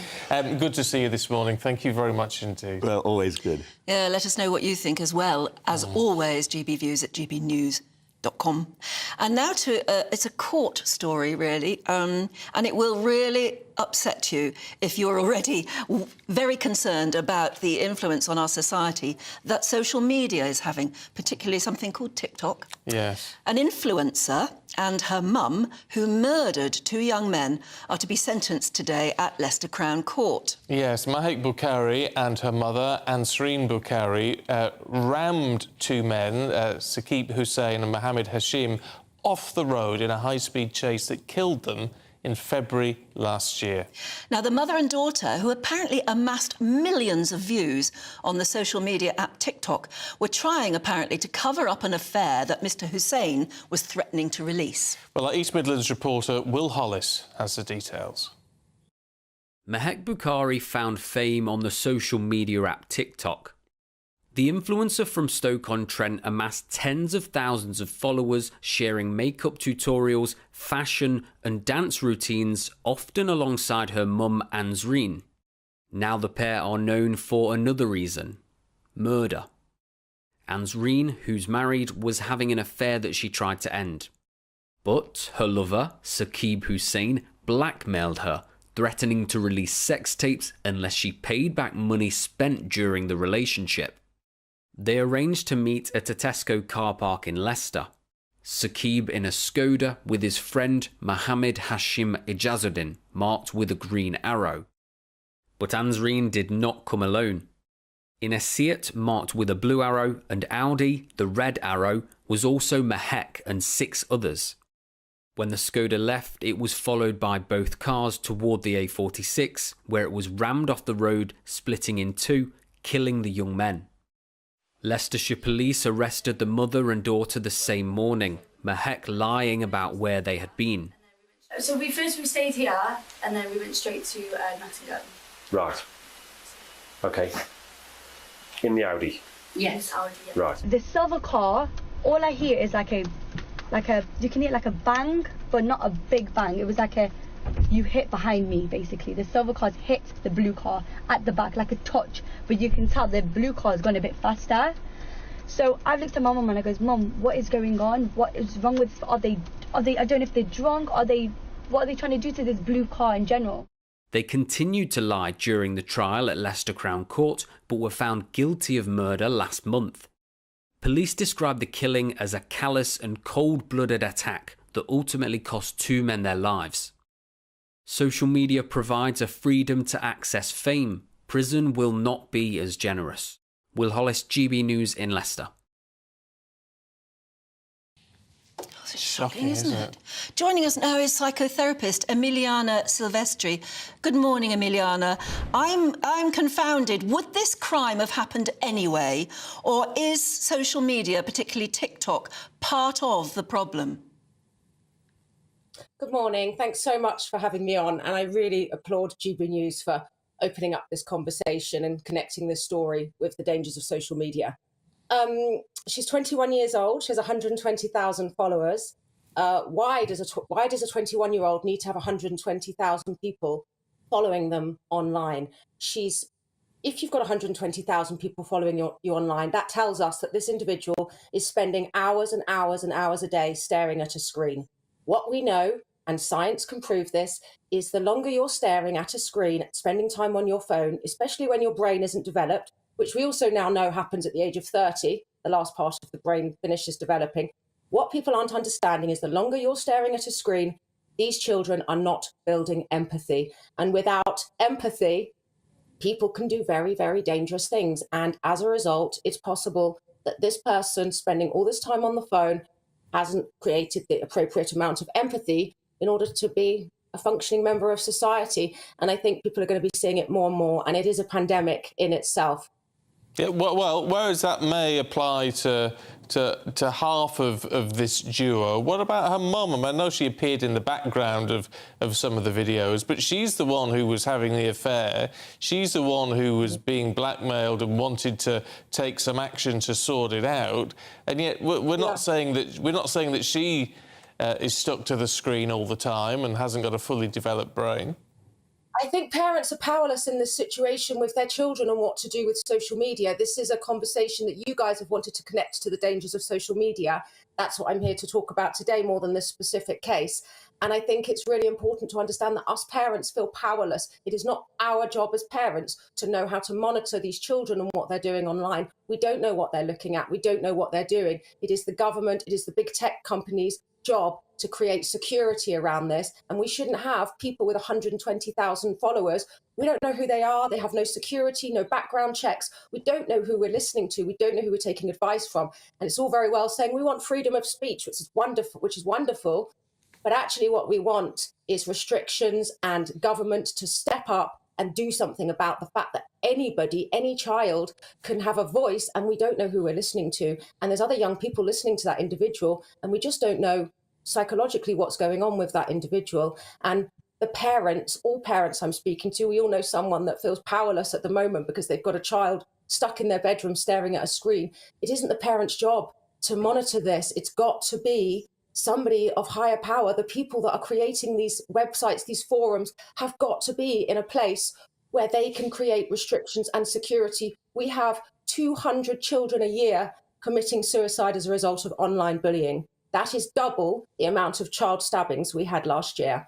And I don't understand why it's not opening up. It's not a huge conversation. It needs to be. That's why I really applaud GB News for allowing this conversation to open. It's massively important. We've got 5 million children next year apparently not wanting to go to school as a result of being afraid of online bullying. They don't want to go to school next week. 5 million children.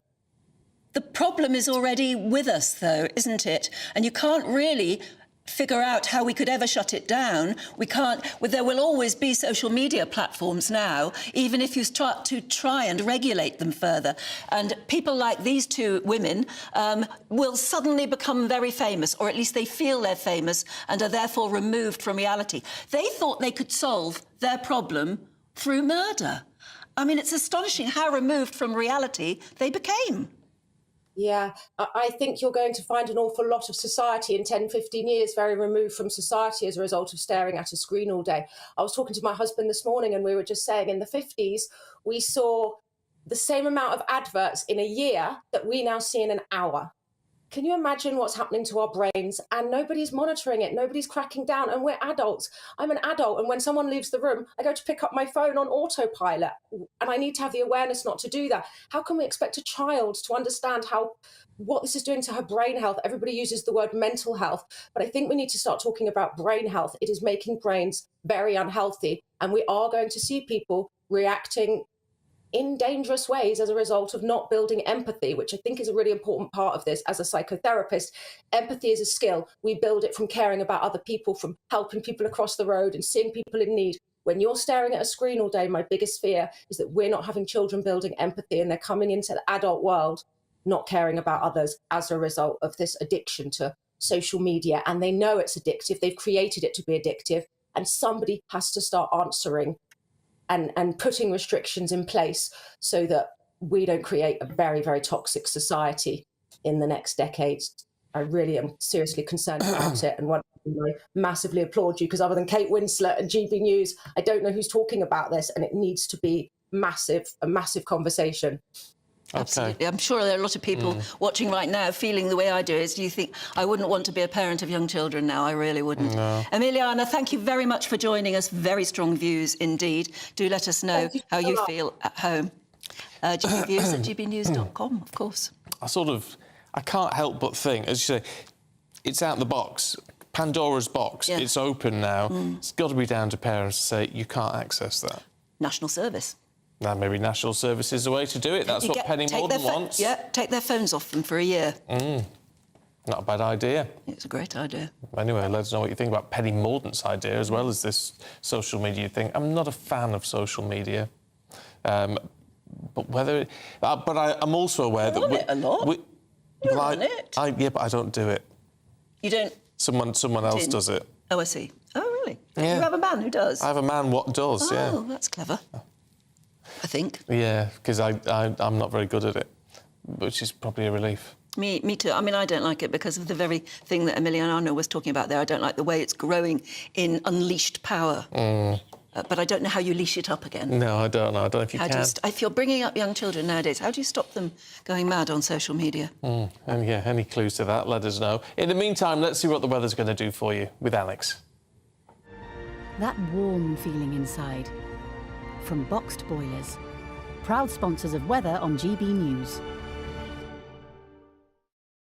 Morning, I'm Alex Deakin. This is your latest weather update from the Met Office for GB News. A bit misty and murky out there. Some places will stay fairly drab all day. A few will see a bit of sunshine, and some places will see some showers. It's a bit of a mishmash, as you might imagine. This zone across central areas, so from the Midlands, northern England into southern Scotland, staying drab, some rain and drizzle at times, particularly to the east of the Pennines. Further south, brighter spells, bit of sunshine coming through, but equally a sprinkling of showers over the Midlands, Wales and southern England this afternoon. Much of northern Scotland, again, set fair, dry and fine. Bit of a chilly start this morning, but by this afternoon we'll be up to 20 Celsius, 22 or 23 across the south. Feels a lot cooler in this cloudier zone over northern England and Northern Ireland, and still some rain and drizzle here this evening. Any showers scattered about further south this evening will fade away, so many will have a dry night with clear spells, turning a bit chilly once more across northern Scotland, well down into single figures here. Some towns and cities in the south staying in the teens. On to Saturday, and for many, it's a fine day. Could again start with some mist and fog tomorrow morning, but that should clear away. There'll be some cloud bubbling up and one or two scattered showers, but the vast majority will have a fine day tomorrow with some lengthy spells of sunshine. The sunshine likely to turn fairly hazy in the far north, with maybe some rain pushing in here later, but mostly dry and bright with sunny spells, feeling a bit warmer, and for most of us, it's going to be a fine day on Sunday too. That warm feeling inside. From Boxed Boilers, proud sponsors of weather on GB News. Lots of sport about this morning. We'll get a full roundup with Paul Coit in just a sec. This September, the GB News family is back together. From breakfast, right across the day, breaking the latest stories, and every evening. And don't forget the weekend. We've got the whole of the UK covered. Every week we'll be hearing your views from up and down the country with fun, lively and intelligent conversation with the biggest guests. This September, we'll meet Chris and John. Thank you for choosing GB News. We're proud to be Britain's news channel. The Live Desk with me, Mark Longhurst. And me, Pip Thompson. It's here Monday to Friday on GB News. From midday, we'll bring you the news as it breaks, whenever it's happening and wherever it's happening, from across the UK and around the world. Refreshing, feisty, but with a bit of fun too. If it matters to you, we'll have it covered on TV, radio and online. Join the Live Desk on GB News, the People's Channel, Britain's news channel. So Jubes and Co, we tackle the issues of the day with real robust debate, both sides of the fence, battling it out with me in the middle with my forthright opinions and views. And often really interesting things happen because you start with a position and then by the end of the debate you find actually, well, I might not have thought about that one. What we need in this country is 2 new political parties. You should maybe think about doing a 2024 calendar. I'm Michelle Dewberry and I'm keeping you company right through until 7 o'clock this evening. GB News, the People's Channel, Britain's watching.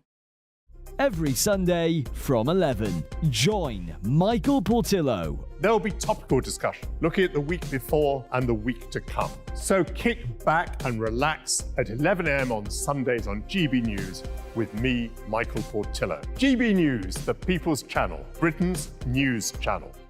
In a world of dull and predictable radio and TV shows.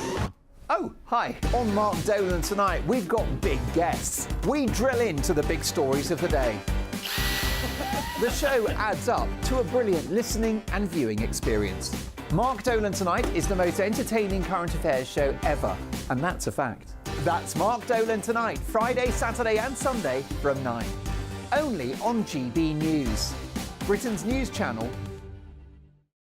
Like all families, we have arguments every now and then, but actually we agree on what the mission of GB News is, and that's the most fundamentally important thing. GB News provides the kind of platform that lets all voices be heard. We don't hold back. We're free to say what we really think. Just because some people who live in a tiny little Westminster bubble think that their particular story is important, that's not the most important story for me. And often they will be difficult stories, stories that you won't find on the establishment media. Because what people think in the north of England may be very different to what they're thinking in their home counties. We're going to carry on telling the world what life is really like for households up and down the UK. We love to be in your car, in your kitchen as you're having your breakfast. Whatever you're doing, you are part of the show. If it matters to you, it matters to us. Britain's watching. Britain's watching. Britain's watching. We're proud to be GB News, the People's Channel, Britain's news channel.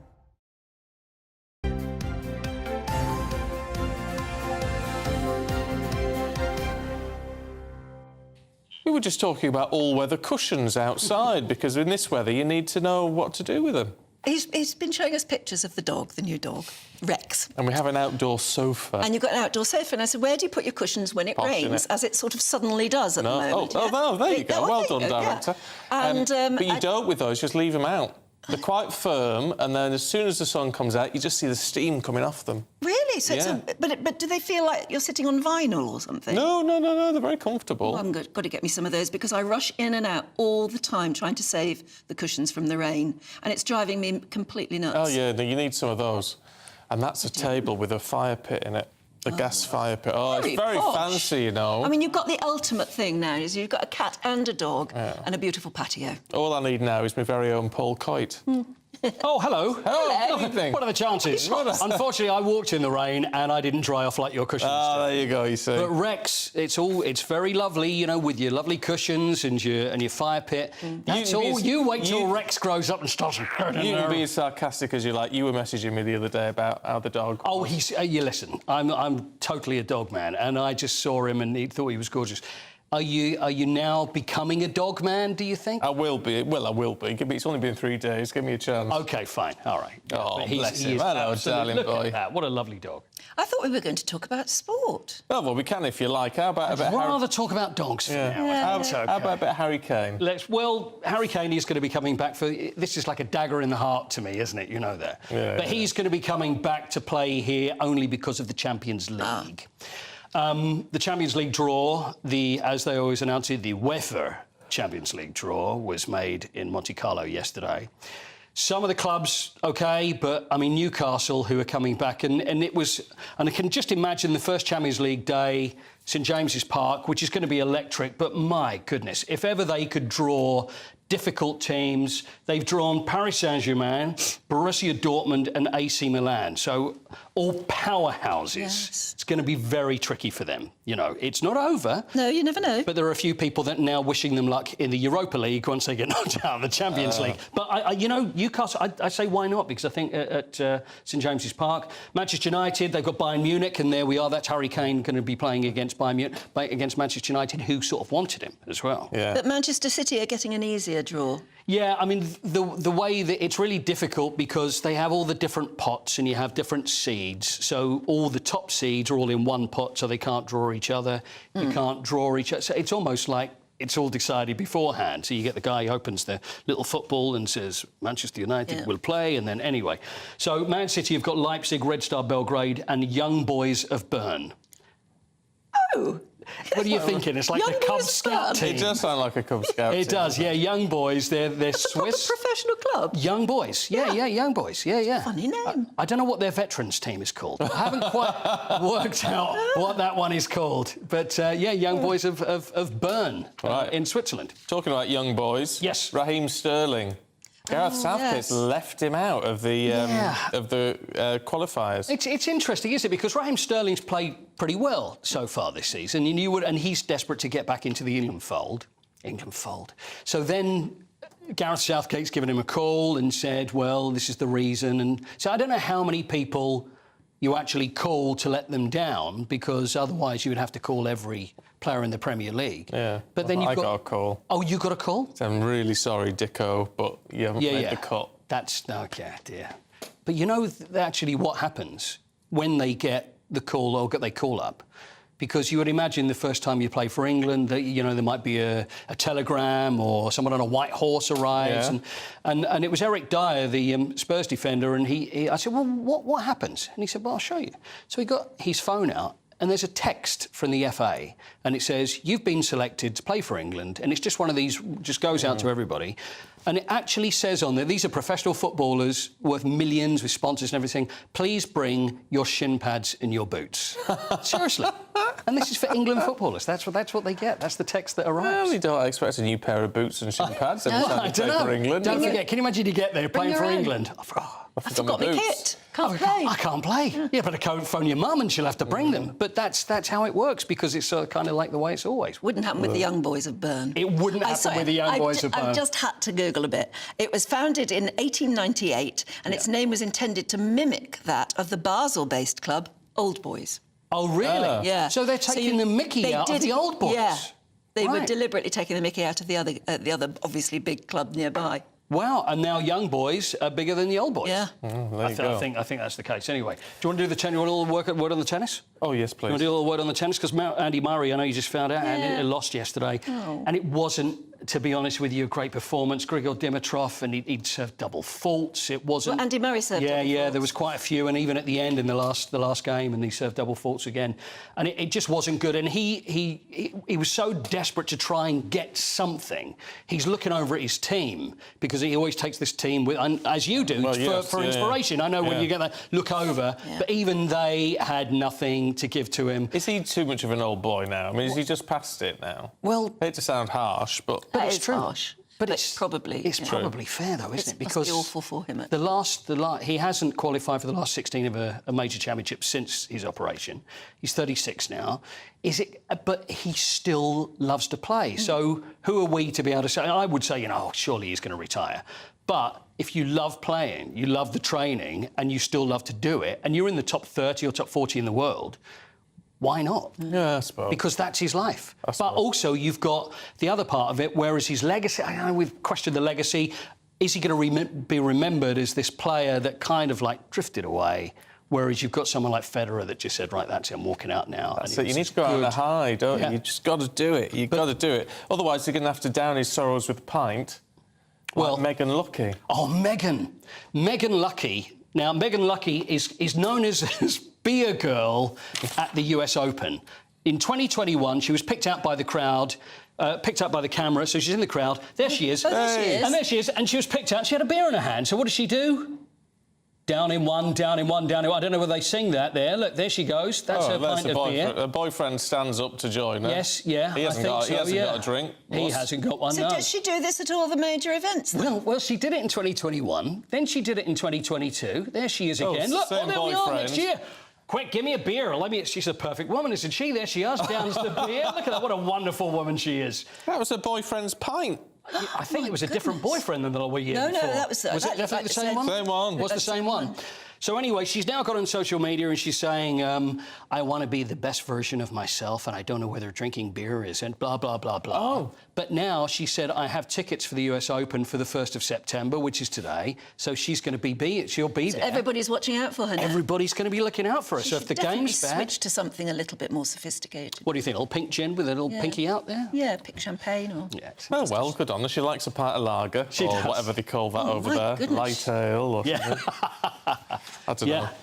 Very Hers is a bud, I think. Very impressive. But anyway, there we are. So it wouldn't happen at Wimbledon, though, would it? Can you imagine? Oh, no, it'd be Good Lord. uproar. Could you imagine such a thing? Sir Cliff would be holding them out by the collar. Yes, I know, wouldn't he? He would. He would. Paul, thank you. We'll see you later. Yes, I've got some more for you. Oh, excellent. Lovely stuff. And we'll look through the newspapers in just a moment.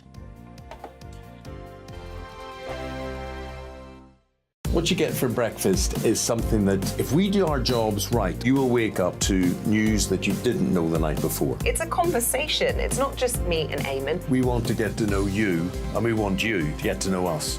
From 6, it's Breakfast with Eamon and Isabel. Monday to Thursdays on GB News. Britain's news channel. Westminster is going around in ever-decreasing circles, followed by the media. Britain is broken. How on earth did we get into this mess? But more importantly, how do we get out of it? Join me at 7 p.m, Mondays to Thursdays on Farage, here on GB News. We will have open, rational debate. We've got to work out how Britain moves forward from this. Join us here on GB News, the People's Channel. Britain is watching. When the news happens, it happens here. And really important breaking news. Breaking news this morning. On TV, radio and online, the news starts here on Britain's Newsroom. All the biggest stories and the answers that you need from across the UK and beyond. Join Britain's Newsroom from 9:30 on GB News. The People's Channel, Britain's news channel. Join me, Patrick Christys, Monday to Friday, 3 till 6. We tackle the day's news agenda like you've never seen before. It's high tempo, high octane, the most controversial topics and the best guests. You will not be able to take your eyes and ears off it. I'm not afraid to ask the questions that you really want answered. 3 till 6 p.m, Monday to Friday on GB News, the People's Channel, Britain's news channel. People in Britain, they love free speech, but they also love fair play. I don't care if I'm speaking somebody from a trade union, from the Labour Party, somebody from the SNP. And I think the viewers like to see that actually we can challenge one another, but in a positive way. We think we ask the questions that people want to ask, and often we ask the questions that we wanted to ask in Parliament but never got the chance to ask. So join us every Saturday, 10 a.m. till noon on GB News, Britain's news channel. Hi, I'm Dan Wootton. You can watch me live on GB News Monday to Thursday from 9 p.m. And did you know that you can also watch and listen live on our website, gbnews.com? You'll always be up to date on the latest breaking news, as well as enjoying the best stories, opinions and shows. You can even join the debate under our live player as you're watching. So head straight to gbnews.com on TV, radio and online. GB News, Britain's news channel.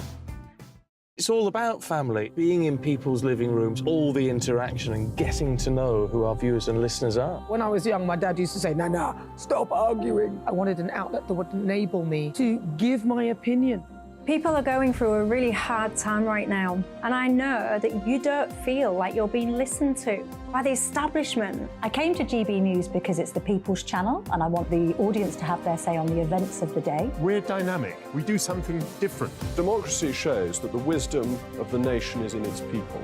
I get to travel to find out what the story is from a personal perspective. The British people aren't fools. We know when we're not being told the full story. We've got to work out how Britain moves forward from this. It's the best country in the world. The establishment had their chance. Now we're here to represent your views.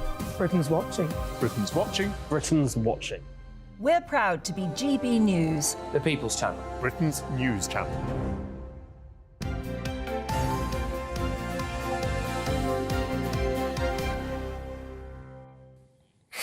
I'm not buying nappies for the dog. No. That's what she just said. No. She said, well, you can get nappies No, for dogs. I'm not doing it. No. I refuse. Completely disgusting. Sorry about that. OK. Shall we have a look at the newspapers You'd have this to wipe morning? the bottom then. Yeah, you would. Oh, my goodness, no. don't go there. Right, The Telegraph is leading with lockdown returns. Well, that's what they're saying, as schools shut over fears of collapse. The Mirror says protesters descended on Downing Street to call on the government to stop the rail ticket office coal. The ticket offices at the rail station. Been cold, yeah.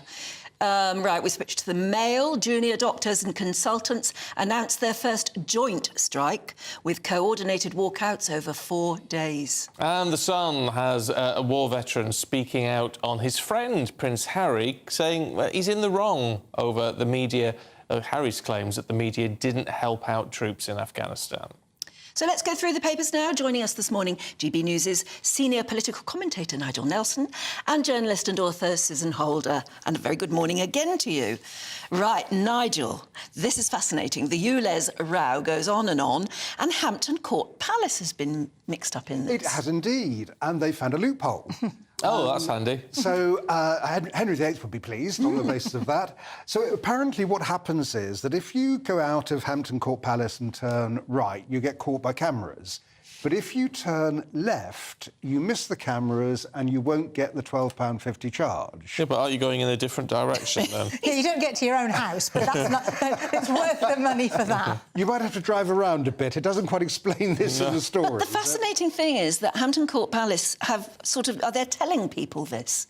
They're warning people about the loophole. The danger I see of this is that now it's appeared in the papers that obviously Sadiq Khan will be saying, well, hang on a sec, we've got the cameras in the wrong place. Let's get some cameras on that left turn. But what should happen is that everyone who wants people to their visitor numbers not to drop off should start promoting different loopholes or different things. I actually heard on the radio yesterday, Biggin Hill, where the RAF Museum has suddenly become part of the ULEZ, and they have had apparently just so many calls of people saying we can't come to visit anymore because we used to drive and now we can't.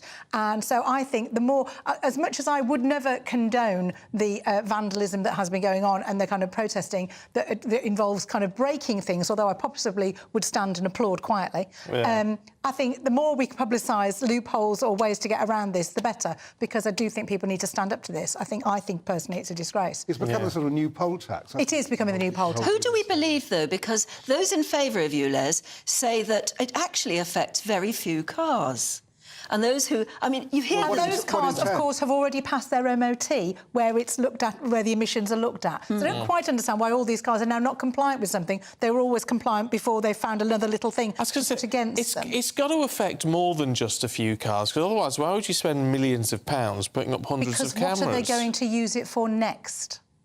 When all those cars have fallen by the wayside or been replaced, what is that infrastructure going? I'm not a conspiracy theorist, but I am beginning to turn into one with things like this. I mean, Sadiq Khan is denying it'll be used for road pricing. Of course he is. But, I mean, we'll see. Yeah, and if he actually bothered about quality of air and children's lungs, why do the LTNs that have been put in often make you're in the car for longer, you're idling in... I now have to drive past 2 primary schools in traffic jams that I never had to do because of LTNs. So actually, if you were... The low traffic neighbourhood, where they put flower pots and block off roads, and actually can cause congestion and cause traffic jams now in places that actually cause far more pollution than just letting people drive around, which, I don't know, far be it from me to suggest that's what roads are for, but I thought that's what we built them for. Don't have common sense, Susan? The Common Sense Corner over here. Stop it. Just come to Common Sense Corner over here. Can we have a look at weird names? Well, they're not weird. They're not weird names. They're not weird They're not weird names. They're the most normal names in lots of... But they cause us... I noticed Noddy isn't in that list. Noddy is an unusual name, and even his real name of Neville is an unusual name. But yeah, so apparently, according to... This is very scientific. According to a survey done across things like TripAdvisor, the people who complain the most, write the most kind of acerbic reviews on things... Called Susan, are they? Well, you see, you'd think that. You would think that. And I know why you say that, but I have to tell you, I'm not in the list, but Steve is, so that'll serve you right. Is Nigel in the list? Nigel's not there, neither is Anne. Too, yeah. But the funny thing is, David is... Difficult Davids are what they're being dubbed. David is the Dave, or David is the top one, and apparently Satisfied Susans are what Susans are known as. So, now, my brother's called David, and obviously I'm called Susan, and I don't think anybody in our family would think that we go by Difficult David and Satisfied Susan. That's not generally our personas. But yeah, but more interestingly than that, there's another name story that you might not have seen in the papers as well, where they're talking about naming storms. Apparently, it's civil servants who've helped kind of in the kind of prediction of weather and getting involved in all that are getting their names in. So some of the but what do we think about naming storms? Apparently, I'd quite like to have a Storm Susan. I could get on board with. Yes. I'd quite like that. But yeah, things like Hurricane Katrina do help you identify that particular phenomenon and that kind of event. We all know what we mean when we say Hurricane Katrina. So I can kind of see the need for naming them and how useful that is. But yes, some of the civil servants have got their names. Kieran, Debbie, there's people like that. Those storms will be coming. Oh, lovely. Look forward to that. What should we call the Loch Ness Monster? Nessie doesn't seem to cut the mustard. No, this is a new picture of the Loch Ness Monster. Actually, it's an old picture because it was taken in 2018. 2018, yes. The photographer Chi Kelly, she took it then. She didn't want to publicise it because she feared ridicule, as a lot of people have been ridiculed for it. But because of the recent study they've been doing at Loch Ness, she decided that she'd put it out there.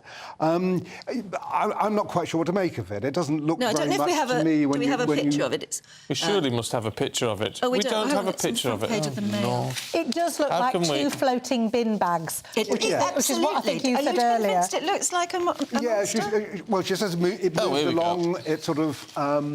what you need is a bit of film, really, to go with that, I think, to actually see it. Yeah, I mean, as a photograph itself, it's I don't find it very convincing. I mean, I really do hope the Loch Monster actually exists, but I'm a bit sceptical that it does. After all these years and all the people looking for it... There is some video of this, then, is there?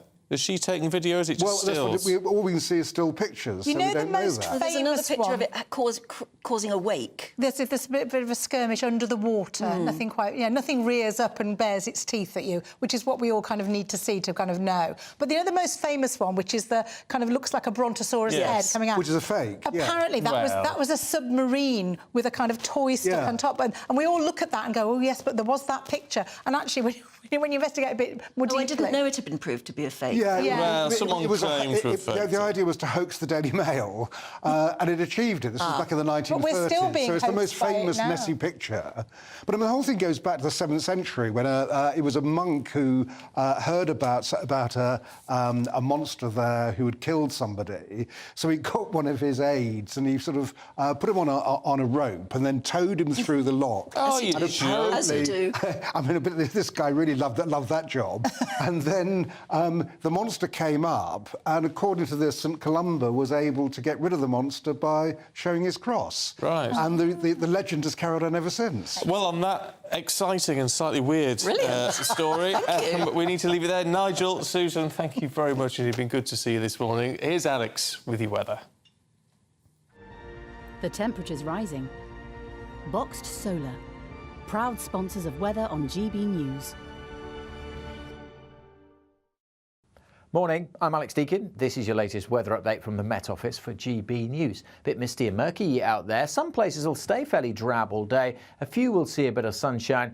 and some places will see some showers. It's a bit of a mishmash, as you might imagine. This zone across central areas, so from the Midlands, northern England into southern Scotland, staying drab, some rain and drizzle at times, particularly to the east of the Pennines. Further south, brighter spells, bit of sunshine coming through, but equally a sprinkling of showers over the Midlands, Wales and southern England this afternoon. Much of northern Scotland, again, set fair, dry and fine.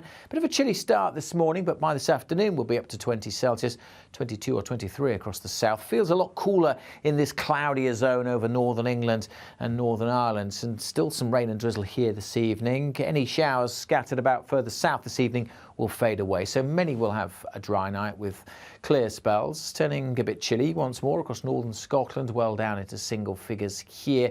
Some towns and cities in the south staying in the teens. On to Saturday, and for many, it's a fine day. Could again start with some mist and fog tomorrow morning, but that should clear away. There'll be some cloud bubbling up and one or two scattered showers, but the vast majority will have a fine day tomorrow with some lengthy spells of sunshine. The sunshine likely to turn fairly hazy in the far north, with maybe some rain pushing in here later, but mostly dry and bright with sunny spells, feeling a bit warmer, and for most of us, it's going to be a fine day on Sunday too. The temperature's rising. Boxed Solar, proud sponsors of weather on GB News.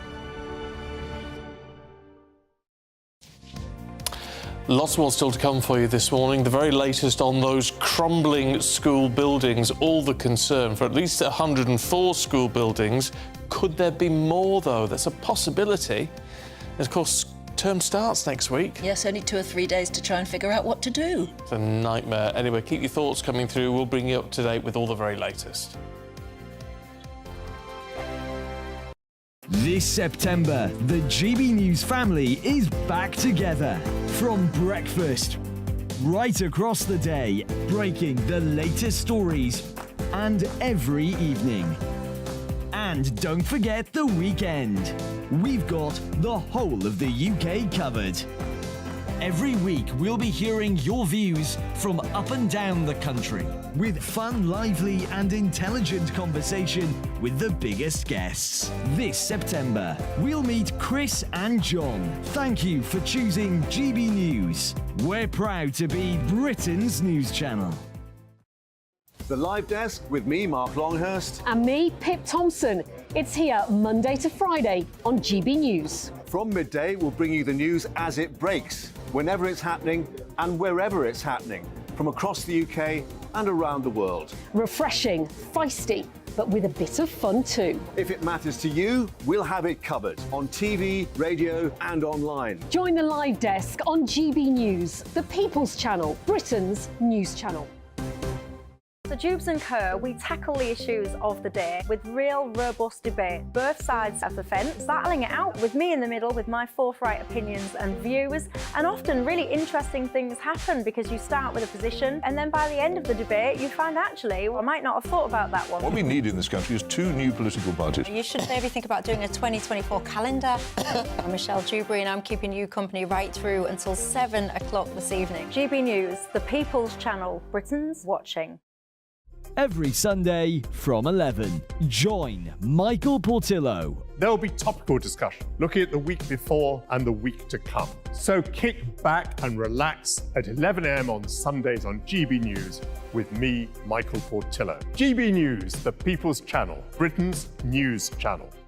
In a world of dull and predictable radio and TV shows. Oh, hi. On Mark Dolan tonight, we've got big guests. We drill into the big stories of the day. The show adds up to a brilliant listening and viewing experience. Mark Dolan Tonight is the most entertaining current affairs show ever, and that's a fact. That's Mark Dolan Tonight, Friday, Saturday and Sunday from 9. Only on GB News, Britain's news channel. Like all families, we have arguments every now and then, but actually we agree on what the mission of GB News is, and that's the most fundamentally important thing. GB News provides the kind of platform that lets all voices be heard. We don't hold back. We're free to say what we really think. Just because some people who live in a tiny little Westminster bubble think that their particular story is important, that's not the most important story for me. And often they will be difficult stories, stories that you won't find on the establishment media. Because what people think in the north of England may be very different to what they're thinking in the home counties. We're going to carry on telling the world what life is really like for households up and down the UK. We love to be in your car, in your kitchen as you're having your breakfast. Whatever you're doing, you are part of the show. If it matters to you, it matters to us. Britain's watching. Britain's watching. Britain's watching. We're proud to be GB News, the People's Channel. Britain's news channel.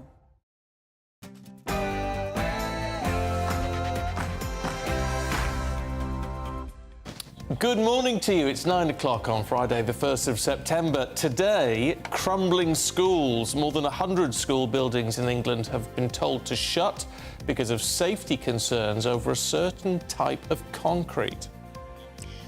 An inquiry into failings in maternity care at an NHS trust in Nottingham is going to be expanded to include more than 1,700 families.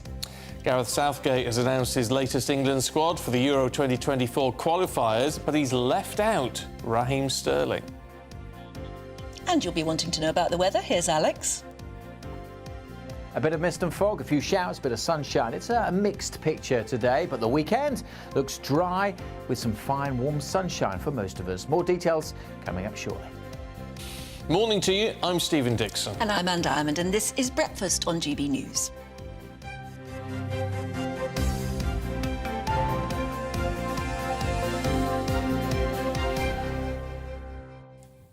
Still looking at what it's like to be the first-time parent of a dog, which is what Stephen is this morning. Loads of advice. Yeah, lots of advice from you. Well, thank you very much. Christine says, get yak sticks. I've seen these. Oh. They're great for teething dogs. That sharpens their teeth, but the best thing about them is that they clean your dog's teeth. They will never need any dentistry. I've tried it on my little Ellie, and she doesn't like yak sticks. Oh, doesn't she? No, she likes to... She liked a popperdom last night. Watching a Bichon Frise, little fluffy white dog, attack a big popperdom, and it takes her a long time to get cracking enough. But she did it. Oh, yeah. Good on her. All right, please don't tell me that they're bad for dogs. They probably are, but once in a lifetime. But you see, you can waste money, can't you? Because Barbara says we gave our puppy cardboard boxes with a few treats in, nothing chewed apart from the boxes. There you go. She does steal socks, apparently, but doesn't eat them, just walks about with them. Well, Jackie says we have had 2 Rhodesian Ridgebacks.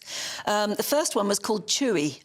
Well, that gives you a bit of notice. Second one is called Baka. They bring nothing but joy and devotion and have excellent temperaments. Oh, I see, Chewy Baka. They've got excellent temperaments. Lots of happy days ahead for you, Stephen. Yeah, well, it's what everyone says who knows and loves a Ridgeback, that they're just lovely to have. But how do you go walking with those two? Look, that's your little Rex. To shout Chewbacca in the park. Yeah, Chew and Baka. Yes, well, that's exactly why they've named them that. Chewbacca's a very good name for somebody like your dog. But there's Rex. I've just found out he's fast as it. There he is with Timmy. Someone said, how's he getting on with Timmy? I can't find So the far, message Timmy's being a bit supercilious, but yeah, but he's all right. He's not running off. He's not hiding away. He's being fine. So it's all good. After 3 days, they're doing all right. So lovely. Thank you very much for all your well wishes with that. I'm exhausted. Yes. But we're having a lovely time. It's a family of 4. It's very nice. Yeah, it is lovely. It's nice to have something up to talk about, isn't it? Because our top story today is very down. Thousands of pupils in England could be forced to start their term with remote learning once again. Yeah, that's because more than 100 schools, colleges and nurseries have been told to shut by the government, with some buildings that have got concrete in them that is prone to collapse. So they're being told to close until remedial work has been done. Ministers have been urged to provide more clarity now on the scale of the problem, and the Welsh Government says it will also survey its own schools to see if they are safe. Well, let's talk to our political editor, Christopher Hope, who joins us now. I mean, Christopher, this is a big headache for the government. They can talk about acting, in terms of safety as much as they like, but that may well be true, but the inconvenience and the timing of this is absolutely nightmarish.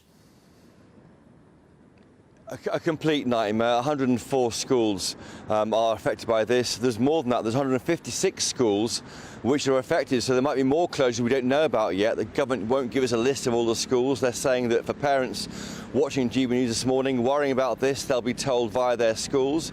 We have no list to put on our website or to try and tell viewers, so we're all in the dark. And for thousands of pupils, it's back to lockdown learning, that misery of sitting there in front of a computer being taught maths or English or whatever it might be. Really, really difficult.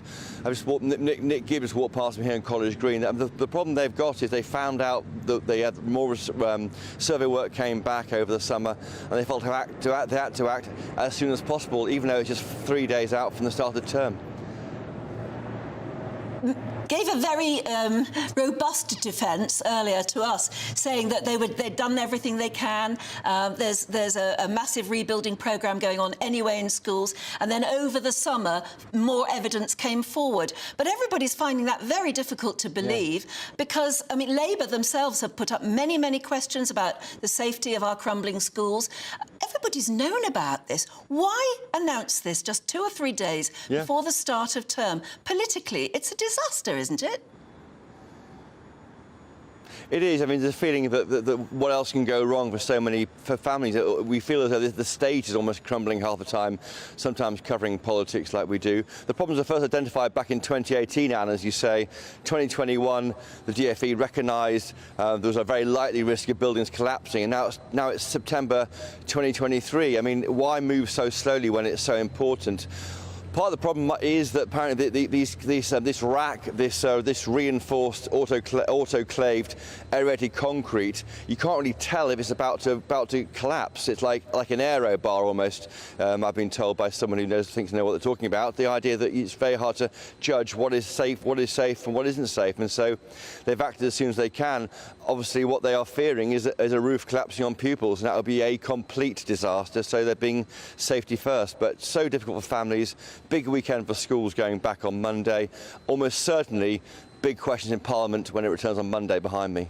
And there also seems to be questions which haven't quite been answered yet, Chris, as to, you know, when it comes to this remedial work, who's going to pay for it? I mean, the government says it's offering some support, but is it going to have to come out of school budgets? Well, of course, some schools are run by local authorities, others are done by academy trusts. It will fall on the taxpayer some way, but how that gets funded is not clear. And of course, many authorities have their own issues with other issues to deal with, potholes and other important work. And don't forget, it's not just schools, is it, Stephen? It's court buildings. We've seen the images of those. It's other public buildings where this concrete was found to be beyond its safe life term was used. So it's not going to end anytime soon. Yet again, another kind of thing which gets you down about the way this country is being run. I mean, of course, this goes back through Tory and Labour governments, but these shortcuts they may have taken in the past on concrete are back to haunt us now.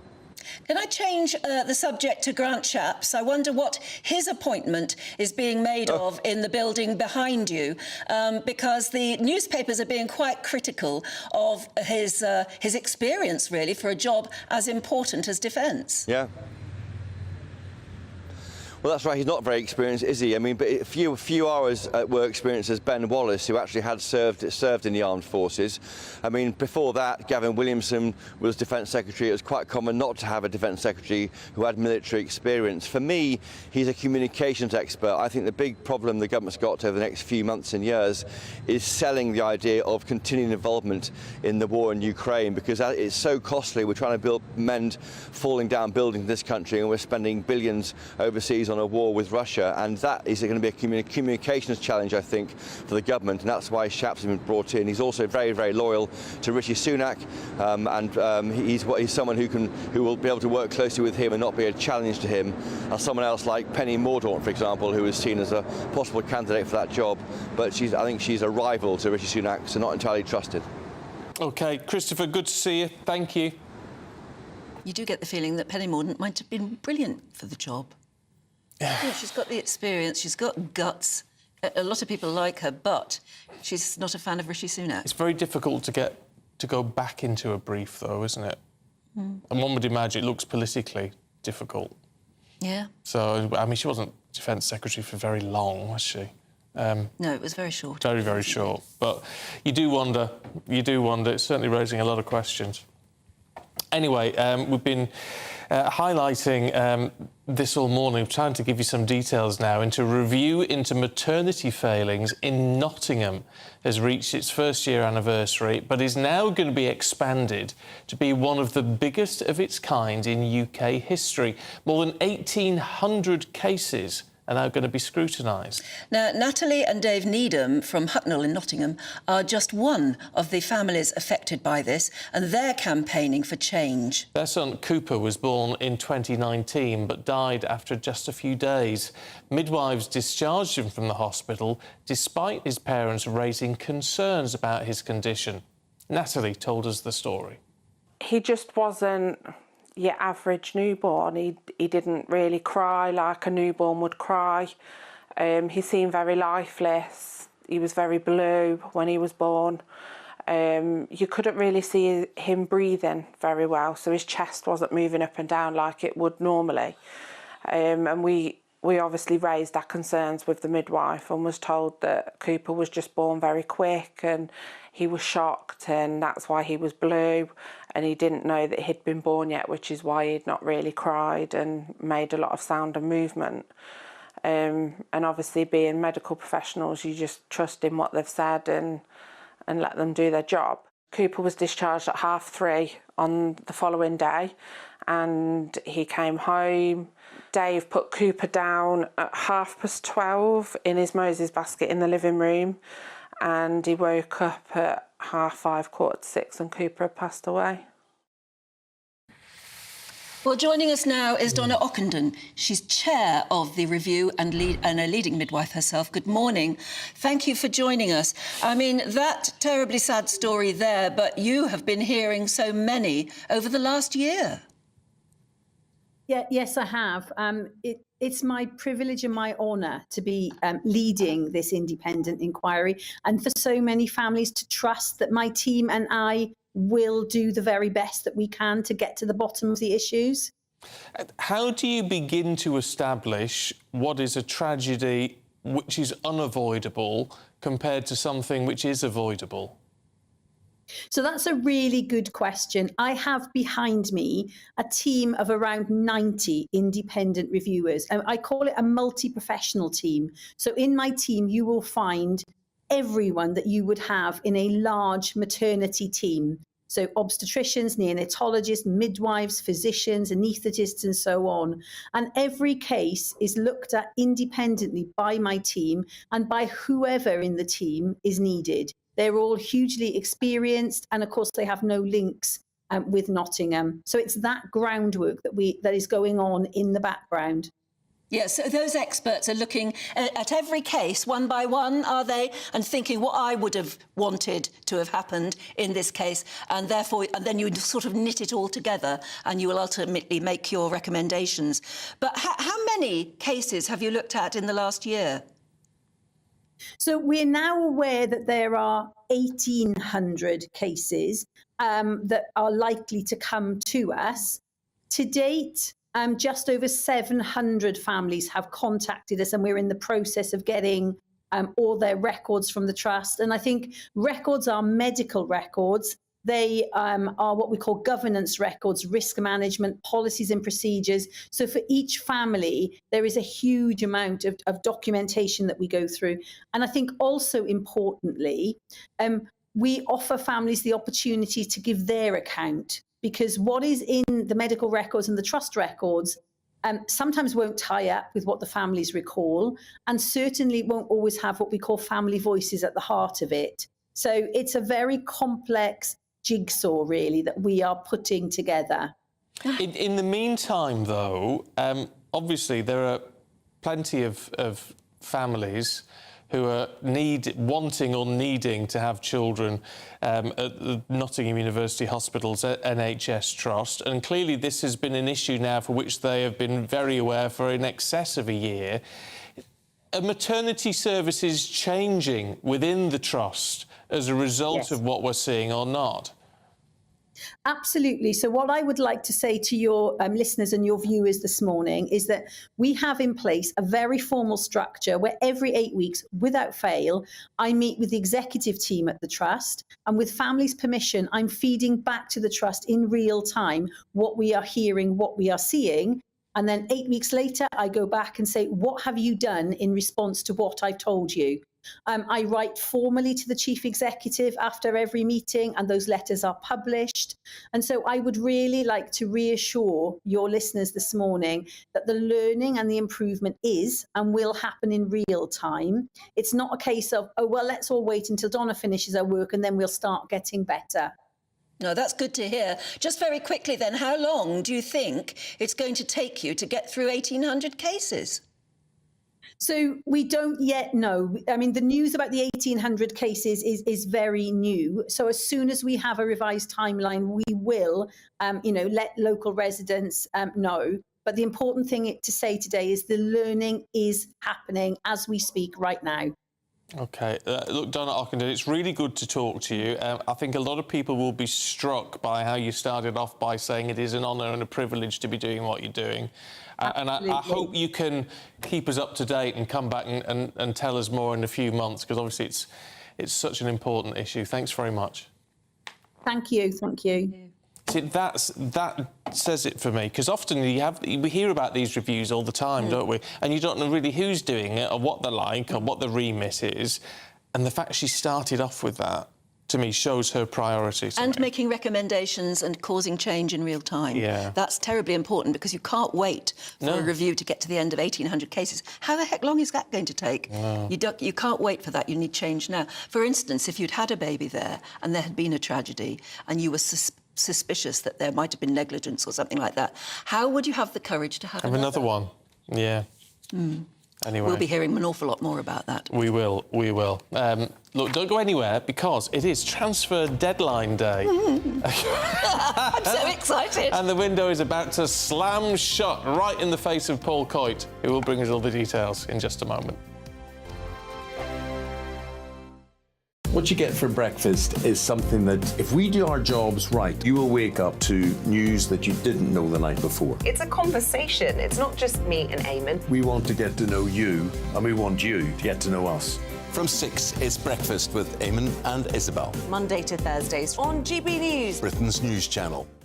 Westminster is going around in ever-decreasing circles, followed by the media. Britain is broken. How on earth did we get into this mess? But more importantly, how do we get out of it? Join me at 7 p.m, Mondays to Thursdays on Farage, here on GB News. We will have open, rational debate. We've got to work out how Britain moves forward from this. Join us here on GB News, the People's Channel. Britain is watching. When the news happens, it happens here. And really important breaking news. Breaking news this morning. On TV, radio and online, the news starts here on Britain's Newsroom. All the biggest stories and the answers that you need from across the UK and beyond. Join Britain's Newsroom from 9:30 on GB News. The People's Channel, Britain's news channel. Join me, Patrick Christys, Monday to Friday, 3 till 6. We tackle the day's news agenda like you've never seen before. It's high tempo, high octane, the most controversial topics and the best guests. You will not be able to take your eyes and ears off it. I'm not afraid to ask the questions that you really want answered. 3 till 6 p.m, Monday to Friday on GB News, the People's Channel, Britain's news channel. People in Britain, they love free speech, but they also love fair play. I don't care if I'm speaking somebody from a trade union, from the Labour Party, somebody from the SNP. And I think the viewers like to see that actually we can challenge one another, but in a positive way. We think we ask the questions that people want to ask, and often we ask the questions that we wanted to ask in Parliament but never got the chance to ask. So join us every Saturday, 10 a.m. till noon on GB News, Britain's news channel.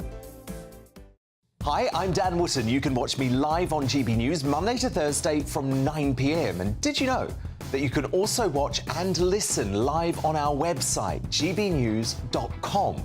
You'll always be up to date on the latest breaking news, as well as enjoying the best stories, opinions and shows. You can even join the debate under our live player as you're watching. So head straight to gbnews.com on TV, radio and online. GB News, Britain's news channel. It's all about family. Being in people's living rooms, all the interaction and getting to know who our viewers and listeners are. When I was young, my dad used to say, "Nana, stop arguing." I wanted an outlet that would enable me to give my opinion. People are going through a really hard time right now, and I know that you don't feel like you're being listened to by the establishment. I came to GB News because it's the People's Channel, and I want the audience to have their say on the events of the day. We're dynamic. We do something different. Democracy shows that the wisdom of the nation is in its people. I get to travel to find out what the story is from a personal perspective. The British people aren't fools. We know when we're not being told the full story. We've got to work out how Britain moves forward from this. It's the best country in the world. The establishment had their chance. Now we're here to represent your views. Britain's watching. Britain's watching. Britain's watching. We're proud to be GB News. The People's Channel. Britain's news channel.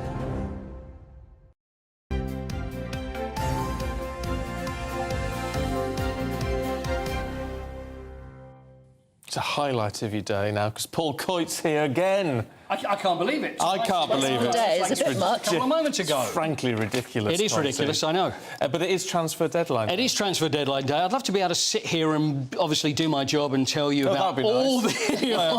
Make a pleasant well, change. lovely change that would be. But the fact that there's so many deals being done, it doesn't really happen at the last minute like it used to. No.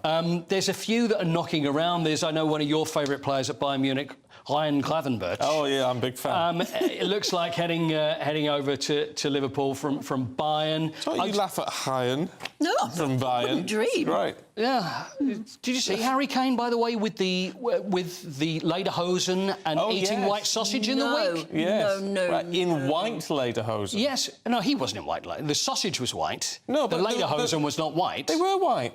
They were. It was like a beige lederhosen. Children. Sorry. They weren't black. I was expecting lederhosen to be black. Black lederhosen? Yeah. Sorry, is that me being old-fashioned? That's the old style. Oh, they don't wear sorry. that. You know, a minute ago, an hour ago, we were doing sport and we were talking about dogs and nappies for dogs. Yes. And now we're Now it's talking about lederhosen. colours of lederhosen. I'm so Have you lost the will to live? Sorry, Anne, it won't happen again. I think you guys are on another planet. He started it. It wasn't me. I was talking about the sport. Chelsea have spent, so this window, or since just the last few months, a total of £1,038,200,000 on players. Lederhosen. Wow. Not on lederhosen. Feel like on players. I feel like I've spent that on the dog. Amount of money. It's an astonishingly stonking amount of money that's being spent, but. You know, they're still not winning. This is the amazing thing. But the amount of money, but they're trying to get round FFP, which is financial fair play, which you'd look at and think, how can you spend so much money and actually get away with it? But then they put players on 8-year contracts, so then it spreads it out. Okay. So anyway, the other one is Mo Salah. Now, the word is whether Mo Salah actually goes out to Saudi Arabia to play there. Because Saudi Arabia is where Jordan Henderson is, with so many players, because they're going there that's where the big money is. Yeah. And you can't blame them. Well, what do you play for? I mean, someone like him, he's done very well. That's where he'll end up, I'm sure. But Jurgen Klopp obviously needs him. And it's too late now, because if he goes, then it's too late for them to replace him. But anyway, transfer deadline. You've got to go for the money. I have to tease Anne Diamond into the studio with a £20 note every morning. Is that how you do that? It's like a treat. Have you dropped your price, Anne? But I know that's real money. What I'm beginning to suspect in the business of football, it's just like monopoly money. Yeah. It doesn't really matter because it becomes worthless because it's all about bartering and exchanging, isn't it? It's not real money. Well, between clubs, but if you're a player, trust me, that's real money that's going into your bank account. But That's a even huge compared to what the players earn themselves, what they take home, the money is bigger just in these deals that the clubs are doing. It's Trevor Francis died a few months ago, and people were talking about him, and he was the first £1 million footballer. Mm-hmm. And at the time, £1 million for a footballer. This was back in 1979. Now, you know, we're talking 100. Then it'll be 200. There'll be £500 million footballer. But you're right. It's totally monopoly. It's monopoly money. You've got 35 seconds to tell us more about the US Open. Well, no, it's the Ryder Cup. There's so many. Oh, the Ryder Cup. Well, the thing is, there's so many sporting events. We've got Rugby World Cup, with Cricket World coming up. The Ryder Cup is coming up, and USA named their team this week. And I'm thinking that maybe someone they've admitted by the name of Donald Trump, who played on his home course of Bedminster, and he, according to himself. He said you've got to be over 50 years old, and he's pleased to say that he shot a round of 67, which is incredible considering 67. Phil Mickelson shot 4 over that. And 67 is pretty impressive. We're talking not many professional golfers would shoot 67. Not would I be ever anyone to doubt him. And he says there was a lot of security people around him that can verify that 67, but... And it was the best in the world. And it's best there has ever been. No film of it either, Anne. Oh, funny, like the Loch Ness Monster. Absolutely. Katie, thank you very much indeed. Up next, it's Britain's Newsroom with Tom and Ellie, but first, here's your weather. A brighter outlook with Boxed Solar. Proud sponsors of weather on GB News. Morning, I'm Alex Deakin. This is your latest weather update from the Met Office for GB News. Bit misty and murky out there. Some places will stay fairly drab all day. A few will see a bit of sunshine, and some places will see some showers. It's a bit of a mishmash, as you might imagine. This zone across central areas, so from the Midlands, northern England into southern Scotland, staying drab, some rain and drizzle at times, particularly to the east of the Pennines. Further south, brighter spells, bit of sunshine coming through, but equally a sprinkling of showers over the Midlands, Wales and southern England this afternoon. Much of northern Scotland, again, set fair, dry and fine. Bit of a chilly start this morning, but by this afternoon we'll be up to 20 Celsius, 22 or 23 across the south. Feels a lot cooler in this cloudier zone over northern England and Northern Ireland, and still some rain and drizzle here this evening. Any showers scattered about further south this evening will fade away, so many will have a dry night with clear spells, turning a bit chilly once more across northern Scotland, well down into single figures here. Some towns and cities in the south staying in the teens. On to Saturday, and for many, it's a fine day. Could again start with some mist and fog tomorrow morning, but that should clear away. There'll be some cloud bubbling up and 1 or 2 scattered showers, but the vast majority will have a fine day tomorrow with some lengthy spells of sunshine. The sunshine likely to turn fairly hazy in the far north, with maybe some rain pushing in here later, but mostly dry and bright with sunny spells, feeling a bit warmer, and for most of us, it's going to be a fine day on Sunday too. A brighter outlook with Boxed Solar. Proud sponsors of weather on GB News. Coming up at 9:30 is Britain's Newsroom with me and Tom, and it's a packed show this morning, isn't it? It absolutely is, but there's one story that is overriding all the others, and that is the surprise, the disastrous news for so many school children up and down the country that they may be forced back into a form of lockdown learning just as term starts. What's that all about and what can be done? Join us on Britain's Newsroom. This September, the GB News family is back together. From breakfast, right across the day, breaking the latest stories, and every evening. And don't forget the weekend. We've got the whole of the UK covered. Every week, we'll be hearing your views from up and down the country, with fun, lively and intelligent conversation with the biggest guests. This September, we'll meet Chris and John. Thank you for choosing GB News. We're proud to be Britain's news channel. The Live Desk with me, Mark Long.